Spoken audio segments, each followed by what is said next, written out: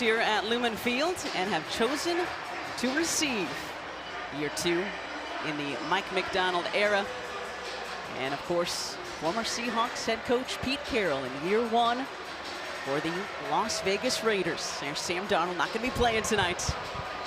But as you heard from the guys on the pregame show, just about getting the routine, driving to the stadium, going into the home locker room now here at Lumen Field. A lot of differences for Sam and for Cooper Kupp and a lot of guys who have played against the Seahawks and are now a member of the team. Well, it always is beautiful in August here in Seattle, and tonight, no different. A perfect 70-degree evening. And here we go, Jason Myers to kick off.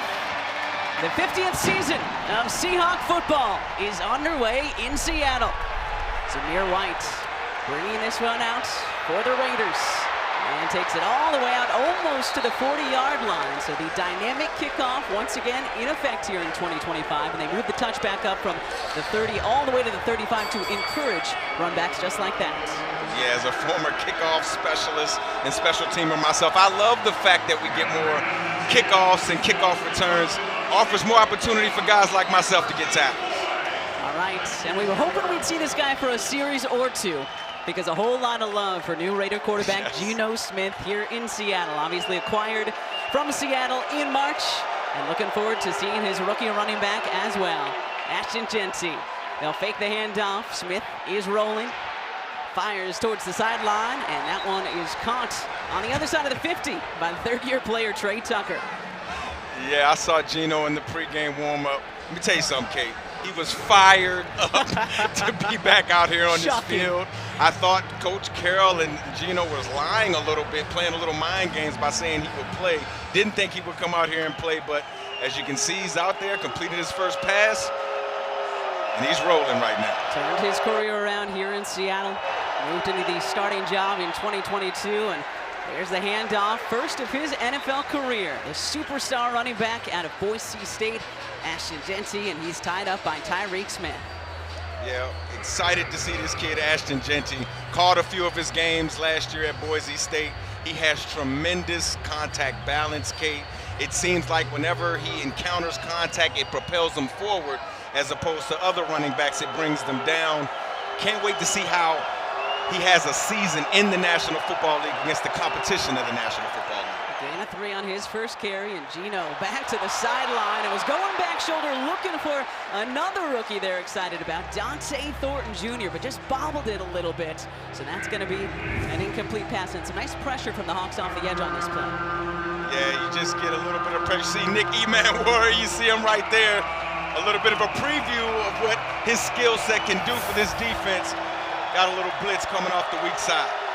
And I know it's just preseason here at Lumen Field, Mike, but this place loud as ever. Yes, it is. Jeanty still the back. Here's Geno. Quick pass to the right side, and it is dropped by the veteran, Jakobi Meyers. So the Seahawk defense holds strong, and it looks like Geno and Jeanty headed back towards the Raider sideline. So Las Vegas will punt on their first series. Yeah, it's good play by that defense, the Seahawks defense. Tyreek Smith there in on the play. Kid out of Ohio State, having a really good camp.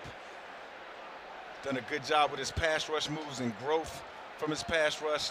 Right there, got his hands in the way of the screen pass. And back to receive this one for the Seahawks, one of the rookies that Seattle very excited about. Looking out of Colorado State, Torrey Horton. He's just going to call for the fair catch on this one. Nabs it just inside the 15-yard line. So a nice start for the Seahawk defense here in 2025 in Seattle. First look at this new-look Seahawk offense on the other side.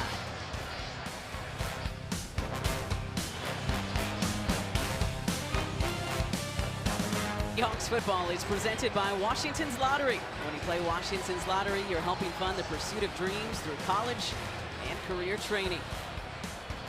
Now the Raiders, led by former Seahawk quarterback Geno Smith, got a first down on their first drive, but that was all they could do. So now it is Drew Lock, former Seahawk, back in the fold, getting the start in preseason game number 1. Spent last season with the New York Giants and came back to Seattle, signing a 2-year deal in the offseason. And Lock quickly to the rookie we just talked about, Torrey Horton out of Colorado State, with his first reception in the NFL. Yeah, Drew's had an awesome camp as well. You mentioned Torrey Horton. Again, just the speed of Elijah Arroyo right there, flashing out into the flat, opens up the window for Torrey Horton, who, again, as you mentioned, Kate's having a great camp, a hands catcher, runs great routes, really quiet at the top of his routes. Lock under center because look who's in. Robbie Oots, the fullback that I know my guy's so excited to have in the lineup. A big block for George Jelani, the other running back out of Boise State, taking it all the way out past the 40-yard line. A great block by Eric Saubert, the tight end they brought up from San Francisco. Let's take another look at this play. Oh, my goodness. Watch 81 on the edge right there. Watch Robbie Oots right there take on that pressure right there at the fullback, protect the runner from inside out. That was Max Crosby that he blocked right there too, Kate. Look at the vision by George Jelani right there. Give him a little something, something, and finish the run going forward out of bounds. Great run. Can you tell the former fullback sitting beside me is a bit excited about this new Clint Kubiak off? No apologies. Not going to go play action here after that 20-yard gain by Helani. And he was looking for his fullback, Robbie Oots. There might have been a little hold there, but it is preseason, no flag. That was Jermaine Pratt. Signed a one-year deal to come over to Las Vegas from Cincinnati in the offseason, and there's the new offensive coordinator, Clint Kubiak. Yeah, Clint Kubiak. Again, his dad, Gary Kubiak, one of the inventors or one of the, stalwarts of the zone system. This guy understands how to gain a blade of grass and run the football. And again, like we talked about in the open, be explosive in the play-action game. So back in the shotgun on this 2nd and 10. Delayed handoff to Helani. Oh, great move by Helani, putting his foot in the ground, cutting back the other way. It's going to bring up 3rd and short. Adam Butler on the tackle for the Raiders. One thing the Seattle Seahawks fans are going to see that's different from last season is you're going to see a competent run game. You're going to see a hat for a hat, meaning when you see the white jerseys there, in the box, there's going to be a blue jersey there accounted for that white jersey. That wasn't often at the time in the run game last year. So when we talk about a competent run game, Clint Kubiak definitely brings that to this offense. And 3 of the 5 guys we're expecting to start on the offensive line for the Seahawks are out there now. The handoff to Helani, and good work by the O-line, pushing forward for the Seahawk first down. That's that surge that we talked about, right? Just the initial surge of the offensive line. You can feel these guys fire off the ball. You see Big Anthony Bradford right there. Again, this offensive line, it's been criticized some last season. Got some new additions, Grace Hable to this offensive line. And now they're showing in this first drive they can push people off the football. Yeah, as I believe Michael Jordan made famous. They took that personally. Oh, yes, Mike Robb. Absolutely. Damian Martinez now in at running back. Nice fullback love. From Locke to Oots. Good for the first down. And look at that contact down inside the 30-yard line. First down, Seahawks. Fullbacks can catch too, Kate. We don't just block. We can be viable options in the run game. In the passing game. Fullbacks across the country, stand up. Absolutely. We used to call this a bloody flat, right? It's when you fake the inside zone. You hit the linebacker so he thinks it's a run, and then you leak out into the flat. See Robbie right there finishing the run aggressively. Gotta love it. It fires up the sideline. And you can already hear the oots by the 12s here at Lumen Field. So good drive so far. Locke going to the right sideline, and a miscommunication there. Horton was headed for the end zone, and Locke threw it well behind him. Yeah, you see Drew right there, pat his chest saying, that's my bad. Again, when you got a veteran quarterback, who's your backup quarterback, he's just not going to put the ball in harm's way. He's not going to make the critical mistakes that you see young quarterbacks make, especially in the preseason. Rotations on offense already. Bobo and Horton are out. Cody White and Derek Young are in at wideout. Helani back in at running back. 2nd and 10 here for the Seahawks, and that one bounced to Cody White. So a 3rd down coming up for Seattle. Yeah, looks like Cody tried to get ahead of himself right there. Saw he felt some space. It was a little bit of a tear screen to the wide receiver. He wanted to get going before he got the football.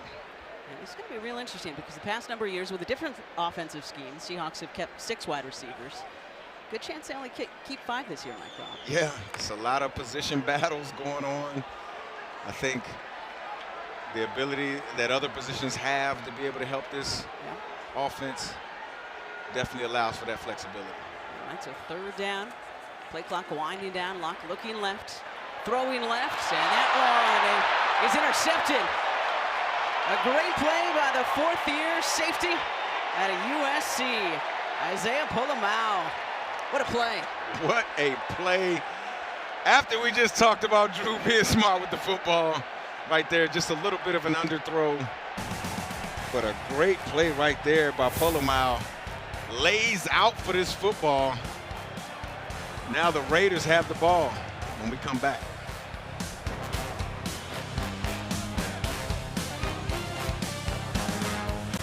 Seahawks football is brought to you by Carpenter and Zuckerman Accident Attorneys, proud partner of the Seattle Seahawks. Pete Carroll very proud of his defense on that first series, and looks like that's going to be all we see of Geno Smith tonight. He had the first series for the Raiders offense, so in comes Aiden O'Connell, but Ashton Jeanty, the rookie running back, still out there. O'Connell from the gun. Looking to the right side to one of his many rookie options. That's Jack Besh, rookie wide receiver out of TCU. Couldn't hang on. Good defense by Josh Jobe. And there's Aiden O'Connell. Got some starts last season for Las Vegas. Played in 9 games, started 7 of them. For just over 1,600 yards, 8 touchdowns, 4 interceptions. And there's been a lot of quarterbacks just the last 3 seasons, Mike Robb. 7 quarterbacks the last 3 years. And that's why they're hoping that Geno and Pete can just bring some stability to this Raider team. Absolutely. Aiden O'Connell, promising young quarterback. And a nice spin move by Jeanty, but can't get more than that. The Seahawks defense collapses on him. And Drake Thomas leading the way. Frank Thomas, Mike Morris, this defensive line. Just look at Thomas, just gets right through the offensive line in the backfield. Forces Jeanty to do something he didn't want to do, right into the arms of Mike Morris. It's a really good play right there by Drake Thomas. Expect to see a lot of 4-2 tonight. 3rd-year player out of NC State. 13 tackles in 17 games last season for these Seahawks. 3rd and 9, play clock winding down. O'Connell gets it off, but there's a flag. O'Connell to his tight end. Gets it out past the line. Found Michael Mayer, side end out of Notre Dame. But again, expect this one to be coming back. Let's see. Referee tonight, Clete Blakeman. Illegal formation. Offense number 18. It's a 5-yard penalty. Replay, 3rd down. And that's the aforementioned rookie wideout Jack Besh. Yeah. Clete looked like he's been in the gym. You see his shirt, man? That man's in shape. Okay, but the question is, what I always wonder. Oh my goodness. More working out, or do you just get the XS? Do you just go from small to extra small? If you buy a smaller shirt, right? That's true. But he has some veins with it and everything, man. He's definitely pumping some iron. All right, we'll answer that question later in the broadcast. Here's 3rd and 14. Heel on the goal line for O'Connell. Jeanty still is back.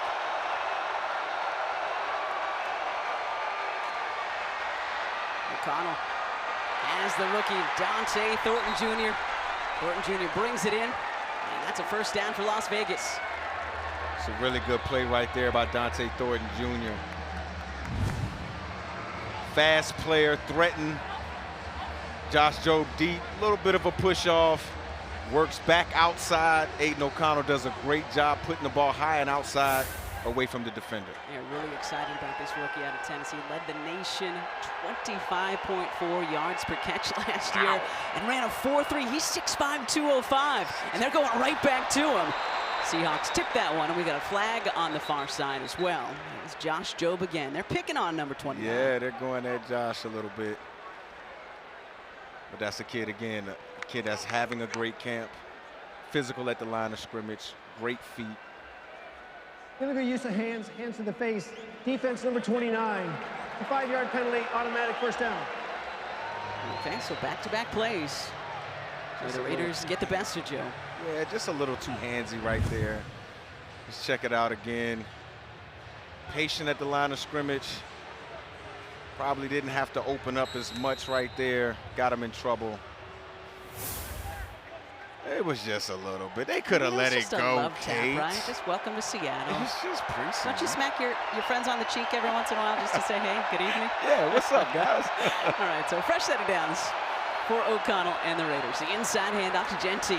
Gets gobbled up by his fellow rookie. That was Eman Wari on the backside, but we got another flag. We were doing so well through the first couple of series. Darn it. You see that closing speed by Eman? Oh, my goodness. I don't like the wincing from Nick there, but yeah, he's been having a heck of a camp. 3, 4 interceptions in training camp. He's a guy. Let's just say that. Okay. Offsides, offense number 10. That penalty is declined. Brings up second down. Wow. All right, let's see if these guys have shaken off all of that. There's Nick. Eman is the nickname. Eman Wari. Watch him, bottom right of your screen. Watch where he goes on this play. Yeah, just right off the edge right here. Blitzing, we call this a tight corner. A little bit of a hesitation. He thought the quarterback may keep it. And still has the speed and wherewithal to chase down the back. Good play. Zamir White now in at running back for the Raiders. Second down. O'Connell feeling the pressure. He gets away from it and smartly just throws it out of bounds because he was about to get taken down. Mike Morris, third year out of Michigan, who needs to show out this year, was all over him. Yes, he did. But look at Tyreek Smith. The get off, the hand usage, the turning of the corner, and then right here, right into Mike Moe. Mike Moe puts Aiden O'Connell into the dirt. It's a good play by this defensive line. Smith's been everywhere so far tonight, though. And he didn't land on him. That's a really good play. All right, the officials huddling up. Looks like there might have been another flag.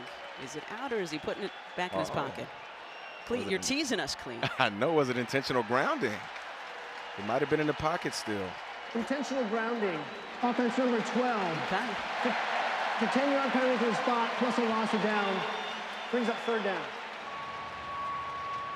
Now, sorry, Aiden. Thought it was a nice play. I thought it was outside the pocket. Let's see. Yeah, let's check it out right here. Again, the quarterback can't get outside the tackles. Right there, looks like he might be close, but he's definitely back in the pocket right there. Yeah. And there's the penalty. All right, well, the Seahawks will take it. Raheem Mostert now in at running back for Las Vegas. 3rd and 20. And O'Connell's just going to hand it off to the veteran. He picks up a nice chunky yardage. It's a back past the original line of scrimmage before D'Anthony Bell leading the charge for the Seahawks defense. And the punt team back out once again for Las Vegas. Yeah, I like D'Anthony Bell. The kid has a lot of positional flex, can play inside at the nickel position, can also play safety. Did a good job right there coming up with that tackle. But again, you see this defense making plays, like attacking the offense. That's a staple of a Mike McDonald defense. And so the interception doesn't hurt because that Seahawks defense, so much continuity, almost everybody back who started last year. And this is one of the best punters in the NFL. Space. A.J. Cole, this is Torrey Horton. Makes a couple guys miss. Got space. Makes another miss. All right, so a couple of good moves. Only picked up about 5 yards, but a lot of oohs and ahs, courtesy of the rookie, Torrey Horton. So looking for our first points here in Seattle. Seahawks football when we come back.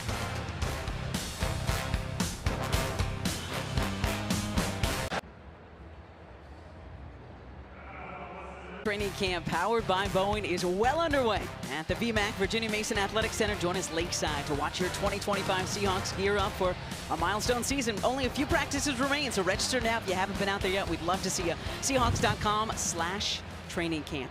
You can see those guys, Sam Darnold, Cooper Kupp, going at it on the shores of Lake Washington. And it's beautiful out there. It is beyond beautiful. The prettiest training camp in any professional sport that I know of. Okay, Drew Lock, once again the quarterback for the Seahawks, George Halani, who had a nice 20-yard pickup on the first drive, and we've got another flag.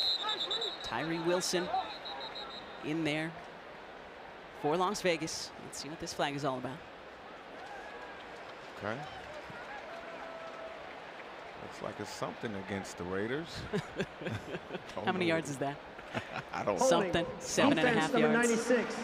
5-yard penalty, automatic first down. Okay, second-year player out of Oklahoma, Jonah Laulu. The guilty party there. So the Seahawks will take that. Yeah, sometimes these D linemen, and I can't wait for Michael Bennett to get up here. Yeah. You know, sometimes He'll be these joining D us linemen, soon. That's your warning, Seahawks fans. they grab offensive linemen to allow linebackers to run. You know. Here's the rookie tight end Elijah Arroyo in motion. 2 tight ends set for the Seahawks. And another handoff to Kalani, who looked very good on that first drive. Seahawks started the first drive from their own 13-yard line. Took it all the way down to the Las Vegas 30 before Locke was picked off by Isaiah Polomau. Landon Roberts with a tackle that time for Las Vegas. And a lot of the Raiders starters on both sides of the football, a lot of the defensive starters, still getting run here on their second defensive series. Yeah, they got a new head coach. His name is Pete Carroll. Might have heard of him. Yeah, you might have heard of him. He's gonna want to see these There he guys is. play in action. You see him working the sideline already in preseason. So happy to see Pete back here. 14 seasons, obviously, as head coach of the Seahawks. Locke, nicely done, finding Jake Bobo in a little bit of space, and that's going to be a first down for the Seahawks out to about the 42-yard line. But Great job by Drew Lock right there. I mean, he started on the right side. As you're going to let this play go, you're going to see just a little spacing concept. Didn't like Torrey, slipped a little bit. Got right back to Jake Bobo, knowing exactly where the sticks are, and he throws a dart right there. First down. I mean, great job by Drew going through his entire reads. as far as quarterback rooms are concerned, you never hope to use the depth. As Locke goes play action here, and we'll pull it down. Still a lot of room. Horton makes the catch, but I believe he was out of bounds, and that is indeed the case. But like him looking for his rookie. But as far as QB depth is concerned, Sam Darnold, Drew Lock, we're going to see Jalen Milroe, the new rookie out of Bama, in the second half. Seahawks quarterback room looks pretty good. Oh, it looks excellent, especially when they get to throw to guys like that. And Torrey Horton, you know, a fifth-round pick in this year's draft. This kid is silky smooth. He understands how to get open. And over the last about week of camp, he's just went crazy with the catches, man, just making all the catches. And he's become a sure-handed receiver for the group of quarterbacks. First handoff to the rookie running back out of Miami. This is Damian Martinez. Picked up close to 5 yards, but that might not count. Another flag. Too many flags for my liking here, Mike Robb. I know it's a preseason opener. I know this is what we expect, but It is their first game. okay. What do you got for us, Cleve? Holding, defense, number 96. The 5-yard penalty from the end of the run. First down. Ulu again, and Pete Carroll beside himself. And I'm sure if Mike B was up here, he would be upset for the Raiders as well. He would be upset. To get flagged like that twice in one drive and then seeing how the coaches are reacting, I don't know about that. Are they being coached to do that? Doubt it. Yeah, Pete's saying, look up at the big Pete's board. saying, look at the board. So another first down for the Seahawks. Locke fakes the handoff. He's flushed, being chased by the former Seahawk, Jamal Adams, one of a number of guys so excited to reconnect with Pete Carroll, now in Las Vegas. There's 33. Good to see Jamal now in his 9th year, connecting with Pete, who helped him kind of revitalize his career here in Seattle. Yes, and I'm glad to see Jamal Adams out here playing football because this kid is an excitable kid. He brings energy to every locker room he's been in. And he's playing the will linebacker position now. People remember Jamal Adams as a safety, you know, playing in the back half of the football field. But now he's in the box. Now he has to encounter guards and fullbacks and things like that. And I think his unique body and build can give him an advantage. Kalani following There his he is fullback again. once again. Robbie Oots, but good work by, guess who? Jamal Adams on Jamal that play for Las Adams. Vegas. Look at that, just running the play down from behind. Engaged an offensive lineman. Was able to get off the block. You see him right there toward the top of your screen. Gets off the block, runs through the briar patch, and makes the tackle. It's a really good play by a former safety playing in the box right now. So 3rd and 6 coming up for the Seahawks. Geno Smith celebrating Jamal's last couple of plays over on the sideline. Kalani, the running back, to get to about the 38-yard line. Locke wide open over the middle to his rookie tight end, Elijah Arroyo. That's good for a Seahawks first down. Elijah Arroyo, I like this kid. This kid understands how to get open. I believe if you take his pads off and just let him run down the football field, you might think he's a wideout, like he's that big, that fluid, that great of an athlete. He's just an easy mover when he's out there on the football field, a willing blocker, and he has hands, Kate, okay? He can catch the football. FBF best, almost 17 yards per catch last year for Arroyo at the U. At the U, At okay. Miami. With that first round of a quarterback now down there in Tennessee, Cam Ward. And Alani lost his footing that time, so unable to gain anything, but big 3-3 was right there once again, Jamal Adams. Jamal Adams making a case right now, isn't he? Showing Pete Carroll that he can play at the linebacker level. Well, it was interesting reading, understandably, we know because we covered Pete for so many years, you played for him, but so many of these defenders who've been all over the league, so excited to latch up with Pete in Las Vegas because they just know what he can do for a defense. Yeah, Pete's a defensive guy by trade, former defensive coordinator, defensive back, coach. Let's see if Locke and the Seahawks can break down this defense. Great catch by the tight end, Eric Saubert. And that's gonna move the chains, or it should, for the Seahawks once again. Another good throw by Drew Lock. You see Eric right here just running a little over route, saw some color and stopped. See Drew throw it away from the defender. That's called throwing your guy open. Look at that. That's a play right there. That's a combat catch, contested catch. Good job by Eric bringing it in. You saw him blocking on the edge earlier in the quarter. Now making a big catch. Yeah, it was with Clint Kubiak in Denver. Remember the 49ers last year, and Saubert, 3 more years of experience than the other 4 tight ends combined when it comes to the NFL. Helani with a lot of space. George Helani dives. And they're going to mark him just short. Thought he might have got in. A great block once again by the fullback, Robbie Oates. Watch number 40, guys. Please watch number 40. Get out the club. Look at that. Look at that. Bottled him up. Robbie Oates. Yes, and then you see George Helani bounce it. Did he get in, Kate? I don't know. That might be a touchdown. No, it sure looked like that it. might be a touchdown. They're spotting at the 1. 23-yard gain. He had a 20-yard pickup. Oh, they're showing the replay. That might be one. They're showing the replay. Come on, Mike. Go ahead and throw it. it, Mike. He's close to throwing it, Kate. He wants to throw it. There it is. And there it is. And he kind of threw the red challenge flag in disgust. Yeah, like I shouldn't have to do this. Why are you making me throw this? Should have let him celebrate on that run. So McDonald throws the red challenge flag. Seattle was challenging the ruling of the field that the runner was out of bounds before the goal line. Let's take one more look. We'll get the results of this replay on the other side. Seahawks fans, what do you think? Was he in? Of course he was in, Kate. We'll have the official results after this.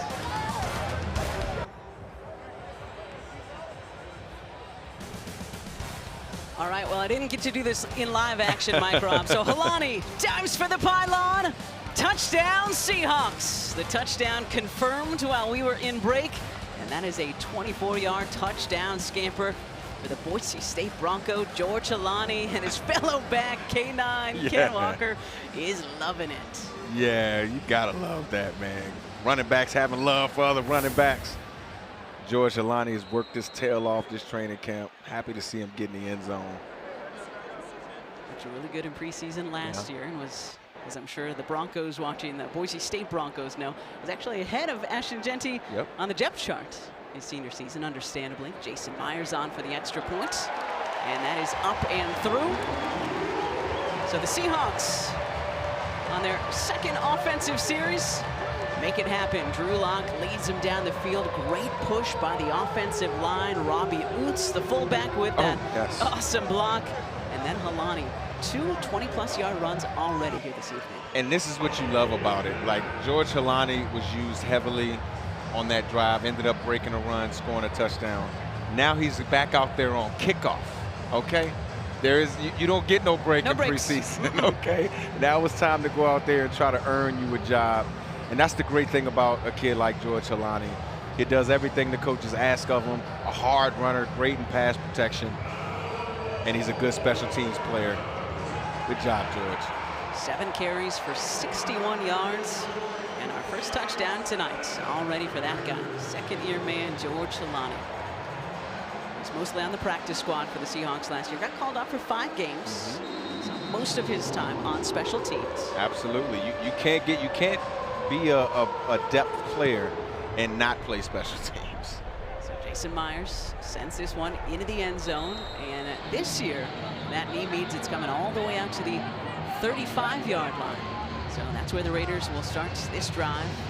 So what do you think it's so far? Just a couple of series. Clint Kubiak's new zone running scheme offense here in Seattle. I'll tell you one thing, Kate.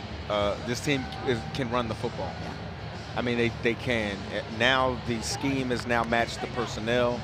I thought Gray Zabel has had a tremendous camp. He had a great, first quarter. I don't know if he's going to continue to play. But when you have an offensive scheme that the defense has to worry about, right?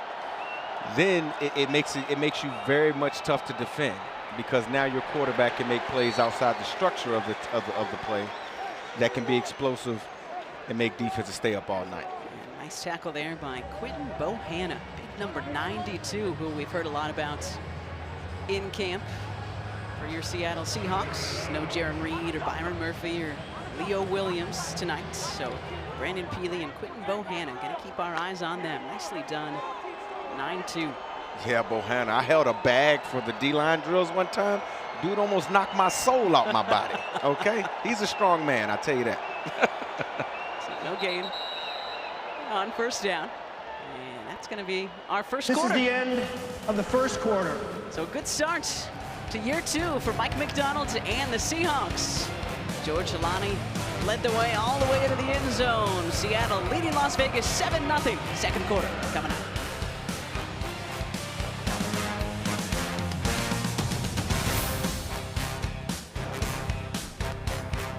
Welcome back to Lumen Field. Second quarter about to get underway. Raiders football, Seahawks leading Las Vegas 7-0. And look who's joining us. Apologies to all the Raiders fans that are watching tonight on the NFL Network, but I know the Seahawks fans are so happy to have Michael Bennett, Mike B. So just a warning to everybody. Don't mess up the broadcast. Things are going to get a little crazy for the next couple of quarters. Sorry, I just want to add to it. And we're not going to talk D-lineman the whole time. I mean, we might, depending on how the Seahawks D-line does. This is O'Connell. Lots of time, airing it out down the sideline, and this one is intercepted. Josh Jobe bringing it back for Seattle. Well, they picked on him on the last series, and Jobe says, pick on this. Look at all the guys with no pads on. That's excited. That's the starting defense right there. That's what you need. That's the excitement, that everybody's absolutely looking for the next player to make the best play. Look at that. Ladies and gentlemen, that's a team that's been in training camp starting to find their identity coming together. You see Josh Jobe right here, just staying on top of the receiver. Ball a little underthrown by Aiden O'Connell. Josh Jobe sat right there to take the football and did a great job running it back too, Mike B. This is great position right here. You got to box the is. receiver out, become the receiver. When the DB becomes a receiver, that's the best. It's a 15-yard penalty from the end of the run. First down, Seattle. A little bit of a penalty, but it's okay. Now, during the preseason, obviously this isn't an NFC championship game or anything. You as a defense and a team will take that penalty, right? Yeah, you want to take that because it's like you want to see how much excitement when you see the starters on the people who are third string, second string. You see they're excited to see the other players make plays. That's saying a lot about your team, and it becomes advantageous for everybody to have their opportunities. And I think that's what makes a great team, is really just celebrating everybody. And it's also showing Coach McDonald that they're bought in, right? I'm excited for my guys making plays because we believe in the philosophy. Locke will just throw this one away. He's getting pressured by the newest Raider, Thomas Booker, who was traded over from Philly earlier this week. Vegas sending Jacorian Bennett back to Philly. There's a former Stanford Cardinal. Got a Thomas Booker and a Tank Booker now on the defensive line. Thomas and a Tank Booker, okay. We also have a Tonka. I'm very excited about some of the names I might get to say. Yeah, I know that's right. The Seahawks with our lone score so far tonight. George Alani took it in from 25 yards out last Seahawks drive. And now it's Damian Martinez again, the rookie 7th-round pick out of Miami. And he gets tied up very quickly by a guy who the Raiders are hoping he has a good season. Tyree Wilson, 3rd year now, Mike B. He was a 7th overall pick back in 2023. Came into the league, had to kind of deal with a foot injury, so a bit of a slow start, hoping that this is the year that he breaks out. Yeah, that's the hardest when you're a young player, trying to come out, trying to figure out to get your bearings and learn how to play the game, and then you get an injury. But time after time, guys get more plays and they become the player that they're supposed to be. That's what Las Vegas is hoping that Tyree Wilson, number 9 in white, can do this season. 3rd and 10 for the Seahawks. Locke, another good pocket. The offensive line playing well and hooking up with Torrey Horton for what should be a Seahawks 1st down at the 45-yard line, but a flag. Let's see. Looks like this might go against the Raiders. Torrey Horton is having a camp. He's getting more targets the more reps he gets, and the guy catches the football. Pass interference, defense number 35. Penalties decline. 1st down.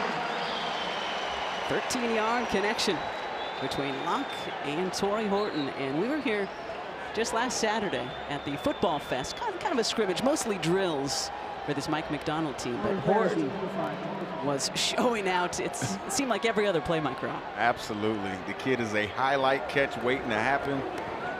He's showing off. And Locke was trying to back shoulder him there. A little bit off. Cameron Richardson on the coverage.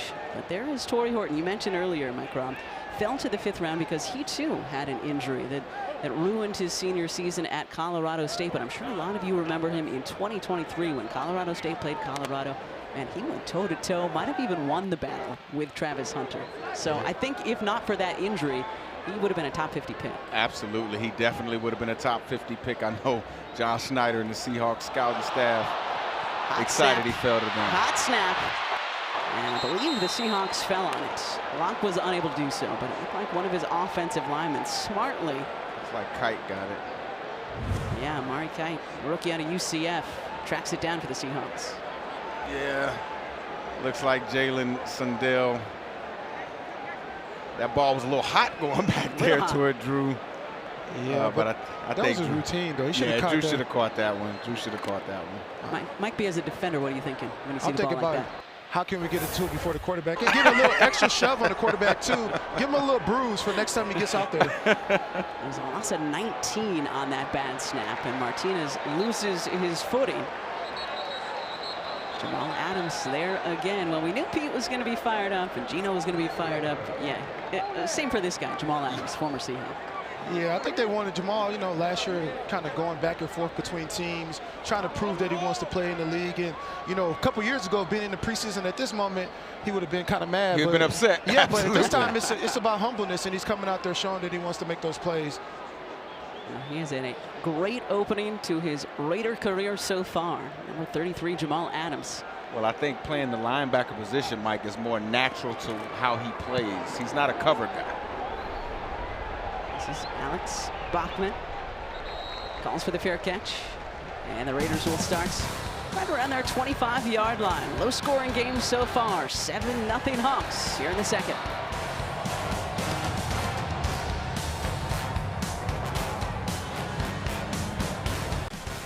Seahawks football is presented by Washington's Lottery. When you play Washington's Lottery, you're helping fund the pursuit of dreams through college and career training. And speaking of career training, you guys, some on-the-field training tonight for someone all of our audience tonight may recognize. What up, dog? He even got credentials. Look at the thing around his wrist. Look at Marshawn. Yeah, they said James Brown was the hardest working man in show business. I'm starting to think that Marshawn Lynch is. Movies, commercials, soap, body odor, spray. I don't want to use any soap he's using. Yeah. Beast mode, gotta love him. Sincere McCormick now in at running back alongside Aiden O'Connell for these Raiders. Still looking for their first points. 12 minutes to go in our first half of this preseason opener. O'Connell over the middle. Connecting with his tight end, Ian Thomas, who takes it all the way into Seahawks territory. Nicely done by Las Vegas. That was a good play design right there by the Raiders. Little play action, pop pass, seam, route. Good job by Aiden O'Connell standing in the pocket. 25-yard connection between O'Connell and the 8th-year man, Ian Thomas. Spent all of his career in Carolina before signing a 1-year deal with Las Vegas this offseason. Now handed off. McCormick headed left. Gets it to about the 44-yard line. And Marshawn wasn't just taking photos. He got into the action a little bit earlier, too. Watch this. Why? He looked a little scary there. I know, he did look He's like, scared. oh, please don't touch me. Or it looked like he didn't feel I'm like important. moving his feet that fast, so he's just said, let me throw out a bow and stop him from running into my shoes. Oh, man. Always entertaining wherever he is. Yes. I know you guys know that. Absolutely. Even better than most. Raheem Mostert. Good block there, making space for O'Connell to do that. Wow, great pass. That was Alex Bachman. All the way down inside the red zone, and just like that, the Raider offense is rolling. Oh, wow. Just check out the slot right here. Seattle sent a blitz. And again, when you got 4 vertical coming in a blitz, there's holes in the zone. Hey, Mike B, when you guys back in the day gave up explosive passes, how did the D-line feel? Well, D-line, I think everybody. I think Richard Sherman was the most mad if a deep pass got over the top. Go. But these plays are really hard, especially when you have those pop passes, play-action passes, and you don't have somebody stopping a receiver just going vertical. Yeah, everybody can catch the ball, you know? 33 yards on that hookup. O'Connell, I'll throw this away. Was he outside the pocket? I think he was outside the pocket that time. I thought he was outside the pocket earlier, though, in the first quarter. And he got called for intentional grounding. Good pressure there by Jared Ivey, the rookie out of Ole Miss for the Seattle Seahawks.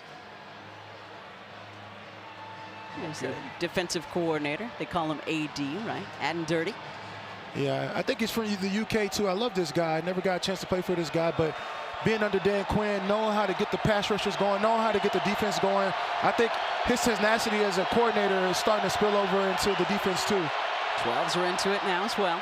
Zamir White, former Georgia running back with a handoff, and look at that power. Nickname is Zeus, and I'm sure a lot of you who remember the Bulldogs winning that national championship a couple years ago remember him. Absolutely. Good work by DeAnthony Bell for the Seahawks. 3rd down coming up. Yeah, there's DeAnthony Bell showing up again. Kid that can play safety and nickel. Great eyes at the safety position. Whenever his guy blocks, he triggers right when he needs to. Mike B makes tackles in the backfield. And sometimes you got to be able to be a DB who could come down and fill in these gaps, especially against a great running team or a team that's trying to establish the run, like the Raiders, who were last in the league in rushing last year. All right, 3rd and 8. Looking to the far side. And that one's incomplete. The coverage by the guy they call Patio, Patrick O'Connell. Nicely done by the backer for Seattle. Well, this is good coverage by him, right? It's because excellent. the play before they came down, did play action. They threw it right down the seam. This time they crossed. A lot of crossers had him one-on-one, and he had an opportunity to make that play. Even though it was kind of overthrown, he still was in the right position, hand over, and still made a good play. Man, Patio is almost always in the right position to make a play. Right before this play happened, he pointed to 81, said, oh, he's coming my way, he's coming my way. And he was there to make the play. 27-yarder for Daniel Carlson, 8th-year kicker who was perfect from inside of 30 last season. And he's good here, getting Las Vegas on the board for the first time this preseason. So the Seahawks had held the Raiders to 47 yards and just 3 first downs their first 3 possessions. Las Vegas is a whole lot better on that series. 7-3 here in Seattle.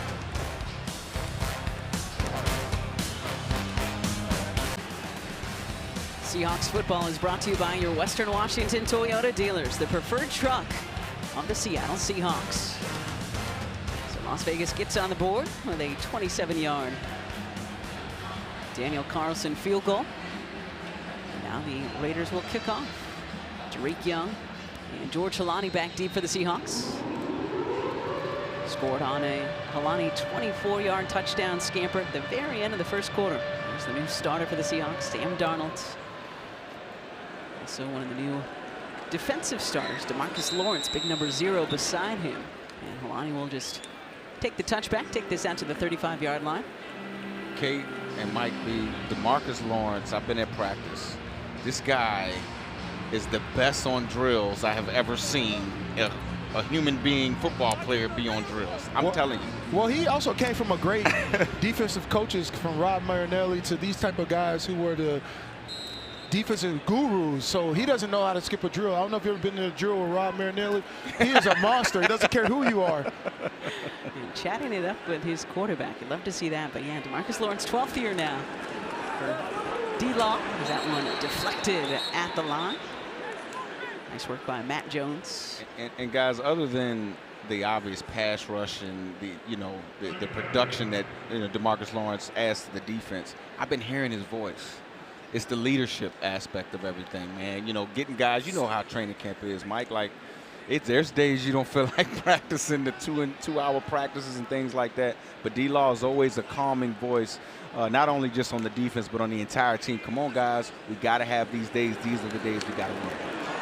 Has a second consecutive pass deflected at the line. So good work by the Raider defensive line. But getting back to that, I mean, how important is that when you have a 12th year guy going through drills harder than maybe your young guys might be? Well, it's interesting because I got a chance to play with DeMarcus Lawrence in like year 6 and 7. So seeing him now, how wise he's becoming, understanding the importance of leading by example, I think he's starting to take in that role. I think it was a little different on Dallas. There's a lot of stars on Dallas. Coming here as a veteran, seeing the young defensive line outside of Leo and Jaren Reed does a lot of young guys. So he sees the potential of what he could be adding to this team. Swings it out to George Helani. And the Seahawks convert another 3rd down. They have been 4 for 6. Make it 5 for 7. Nicely done. George Helani having himself a night. Yeah, and again, guys, that was a, 2nd or 3rd and long type of a play. And, you see Christian Hayes and those guys get out in front of George Helani and just move people out of the way. That's a great move right here by George.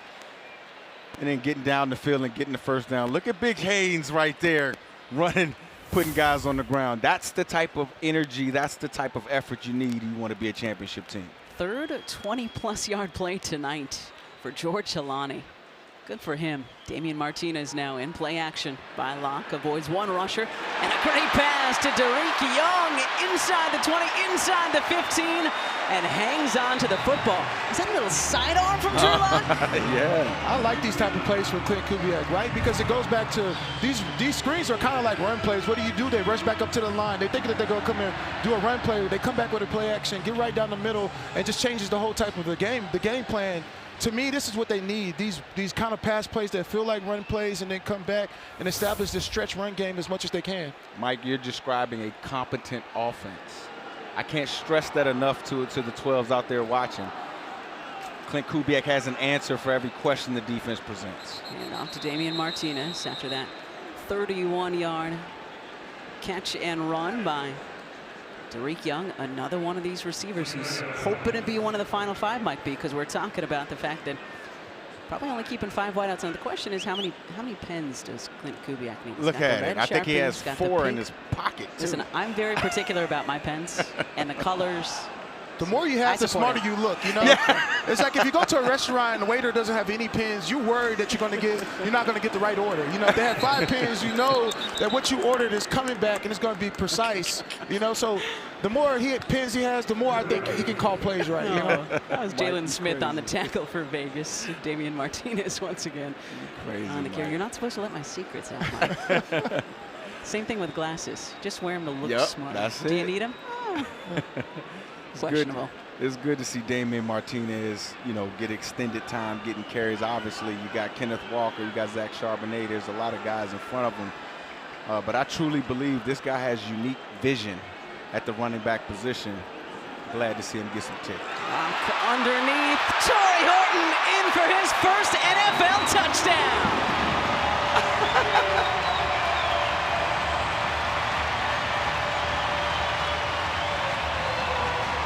Great job by Torrey Horton on that play. Great read by Drew Lock.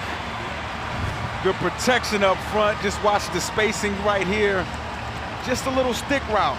Must outside release by Damian Martinez up top.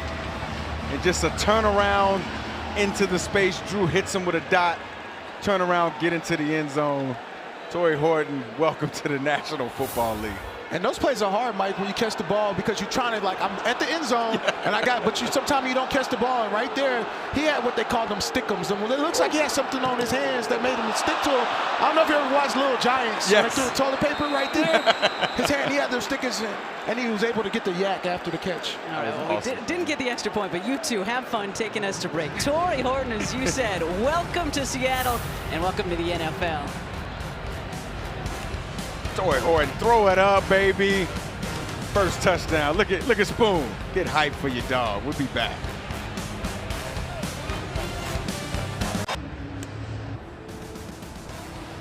Well, we've been talking about what a great camp this guy has had, how he flashed last Saturday here at Lumen for Football Fest, and Torrey Horton, just before we stepped away, guys, first NFL touchdown. Yeah, I think it's one of those things where you lose Lockett and you're trying to find out who's going to be that third receiver. And I think he sees there's an opportunity. You have Cooper Kupp, Jackson Smith and Jigba. and so now he's stepping in. No, I saw the kicked off ball. I'm like, oh, he's got the ball. But you have those guys, and who's going to be that third guy when the game's on the line to find those plays, to find those holes. And I think he's like, there's an opportunity to use it as a young receiver. There's never that hole that's open up. You're like, man, I've got these guys in front of me. But he sees that that's an open position right now, and he's taking full advantage of it every snap, every time he's at practice, and every time he's in the game right now. Yeah, he is. He's taking full advantage of it. But it might be it's more than just on the field. You see this guy around the building. He always has his iPad, always studying, always trying to get better. So I'm really not surprised that we're seeing the success from Torrey Horton. McConnell still in a quarterback for Las Vegas. Sincere McCormick, his running back, fakes the handoff to him. And goes to Ian Thomas, and you called it a great tackle from D'Anthony Bell, fourth-year player who, man, he's got a great story. We'll get into it later in the broadcast, but a good tackle there by Bell. That's a great tackle by D'Anthony Bell. I know all the fans are like, oh, I can make that tackle, but that's a very skilled tackle to happen. Open field as a DB against a running back, no help just besides the sideline, and make that tackle in the first play. That's a very skilled play and a very veteran play at the most. Absolutely. A couple of tackles already tonight. That one for loss. 2nd and 11 here for Vegas.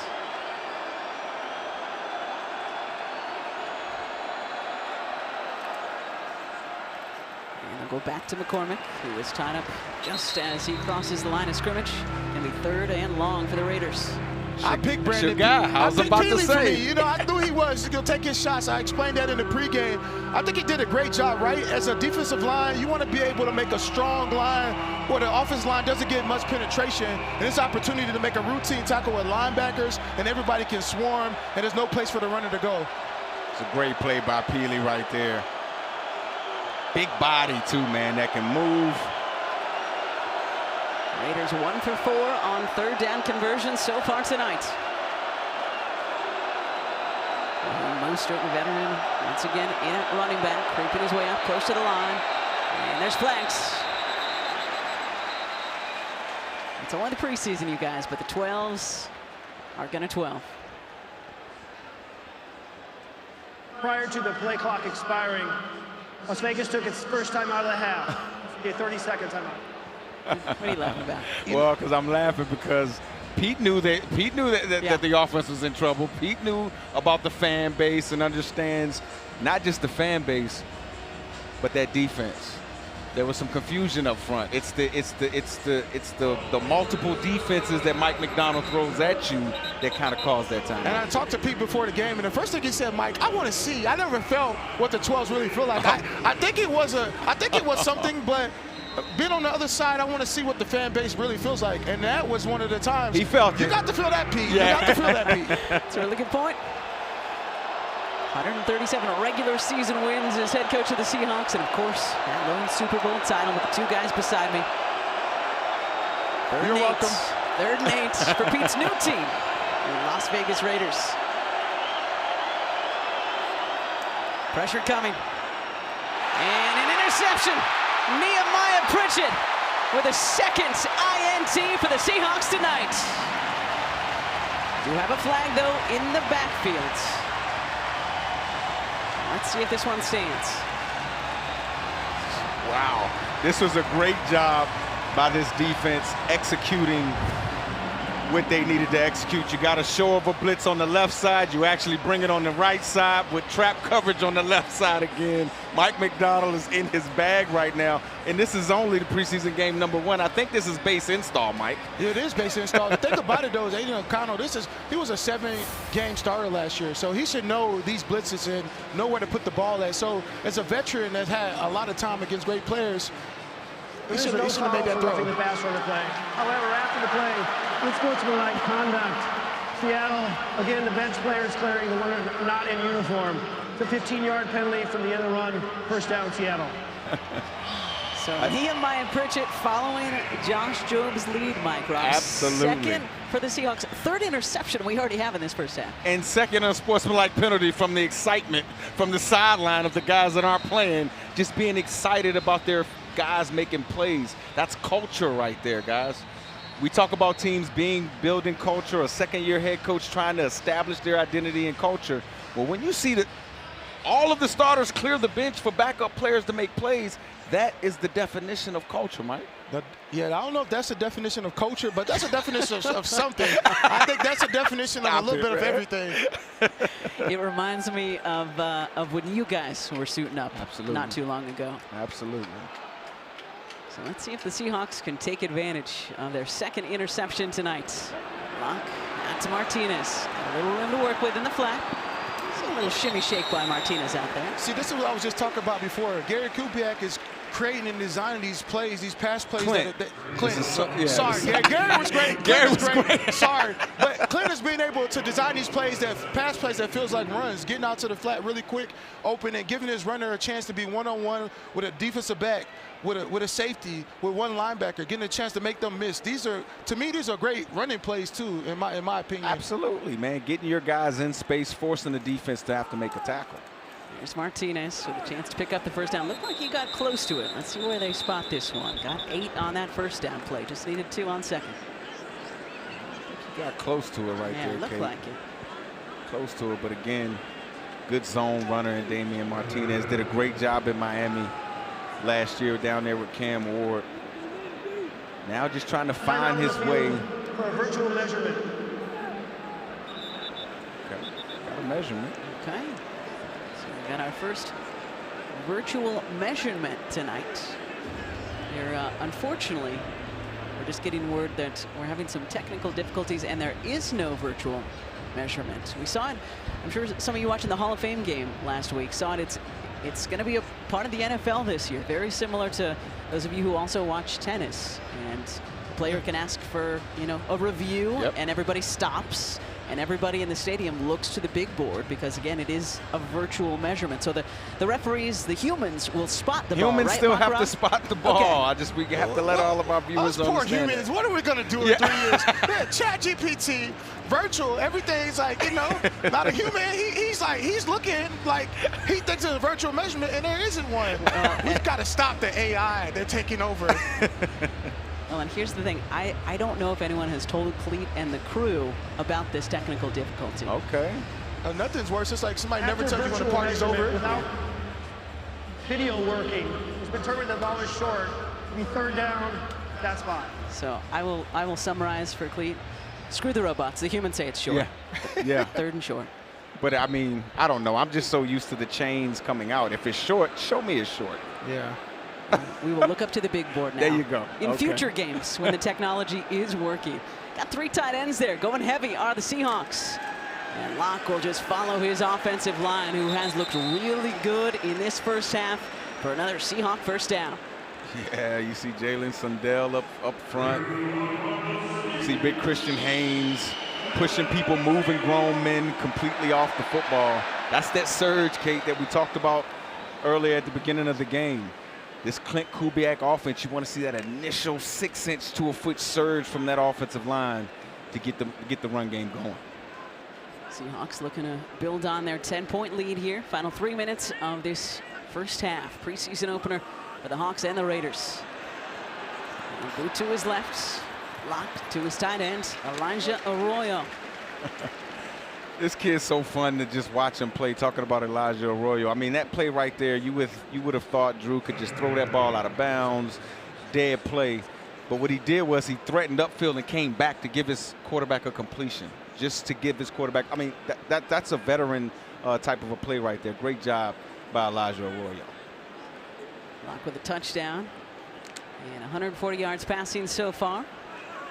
Arroyo's second reception tonight. Martinez deep in the backfield. Locke under center. And he'll hand it off to Martinez. Headed right, got a flag in the backfield. Lots of flags. And that's Michael Barrett, the former Seattle Seahawk, now a Raider. Holding on the tackle. offense number 61, 10-yard penalty. Replay second down. All right, so that's Jalen Sundell. Yeah, got Jalen right there, who's entrenched right now in a position battle at center and at guard. Again, he's had a great camp. Just kind of overextended right there on the wide zone and held on. Yeah, looks like Oluwatimi is probably going to be the starting center for the Seahawks. But as you mentioned, Sundell has been going toe-to-toe with Olu. Also looking to start maybe at right guard. Absolutely. The more you can do, Mike B. The more you can play. Exactly, man. Exactly. Versatility is key. Play clock. This is the 2-minute warning. Winding down, and that is our 2-minute warning. So Drew Lock and the Seahawks with a 10-point lead over the Las Vegas Raiders here at Lumen Field. 2 minutes to go in our first half.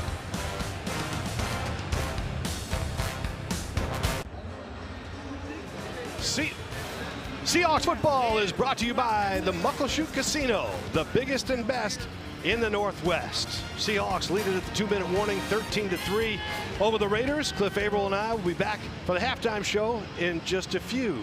Kate and the Mikes coming back. All right, Paul, thank you so much. And I know we were talking about Cleat earlier, looking like he's been pushing some plates in the gym. Yeah. Paul's suit is looking a little tighter this year, too. Paul been in the gym? Or he just been at the lunch table? I think a little bit of both. He's on the career team. Shots fired. Come on. Oh, man, I'm messing with him. Paul Sylvie and Cliff Averill will be having our halftime in just a minute. There's Sam Darnold, Cooper Kupp, Michael Bennett, Michael Robinson, Kate Scott up here in the booth with you. Appreciate you all tuning in however and wherever you are. 13-3 Seahawks. 2 minutes to go in this first half. Drew Lock has been the quarterback for the entire half of the Seahawks. No Sam Darnold tonight. And Lock does well again. Thought he'd connected to his wideout, but a sensational hit. Cody White was the intended receiver, and Caillou Blue Kelly popped him. Yeah, Caillou timed it out right, knocked the ball out. But if you saw after the play and everybody thought it was a fumble, Christian Haynes is just knocking people out. Talk about setting a tone for the offense. I know that was an incomplete, but that was a beautiful play by Drew Lock. It was. Because I think being able to come in and come up there, then he had the side step with the sidearm. That was a perfect play by him. Seahawks 7 for 9 on third down so far tonight. See how Lock does here. Over the middle to Damian Martinez. Will not get close to the first down. Needed to get it to the 21. Just to about the 30. Matt Jones and Michael Barrett there for the Raiders. Let's see if Las Vegas takes its first time out of the half. Okay, 30-second time. Looks like the Seahawks will send their kicking team out there. Yeah, it looks like Las Vegas is trying to get an opportunity for possibly a 2-minute drive. This is preseason. Yeah, you got to work on situational football, Mike. Yeah, every situation you want to see how guys do in different moments and see when there's a critical moment in the real season, will guys be able to sustain, make the right plays, know what's happening, what's going on with the referee, what should we call, what down is it, how do we respond? So I think this is a great, you got to call those timeouts in those moments. You do, and I know whenever back in the day we used to be in 2-minute mode and the defense maybe was out on the field, I already knew at least the first play, Mike Bennett is jumping off sides. Just one. He's going to give you one. Can you just let that go? No, I can't. Just let it go. No, I can't, bro. Please. We used to get so upset with you. Let's get back to that, boys. After this, Jason Myers' 48-yard attempt. I'm one of the top 50 players of all time in Seahawks history. 7 of 8 between 40 and 49 last year. Definitely has the distance. Oh, that in there. It is up and through for Jason Myers. And it is 16-3 Seahawks.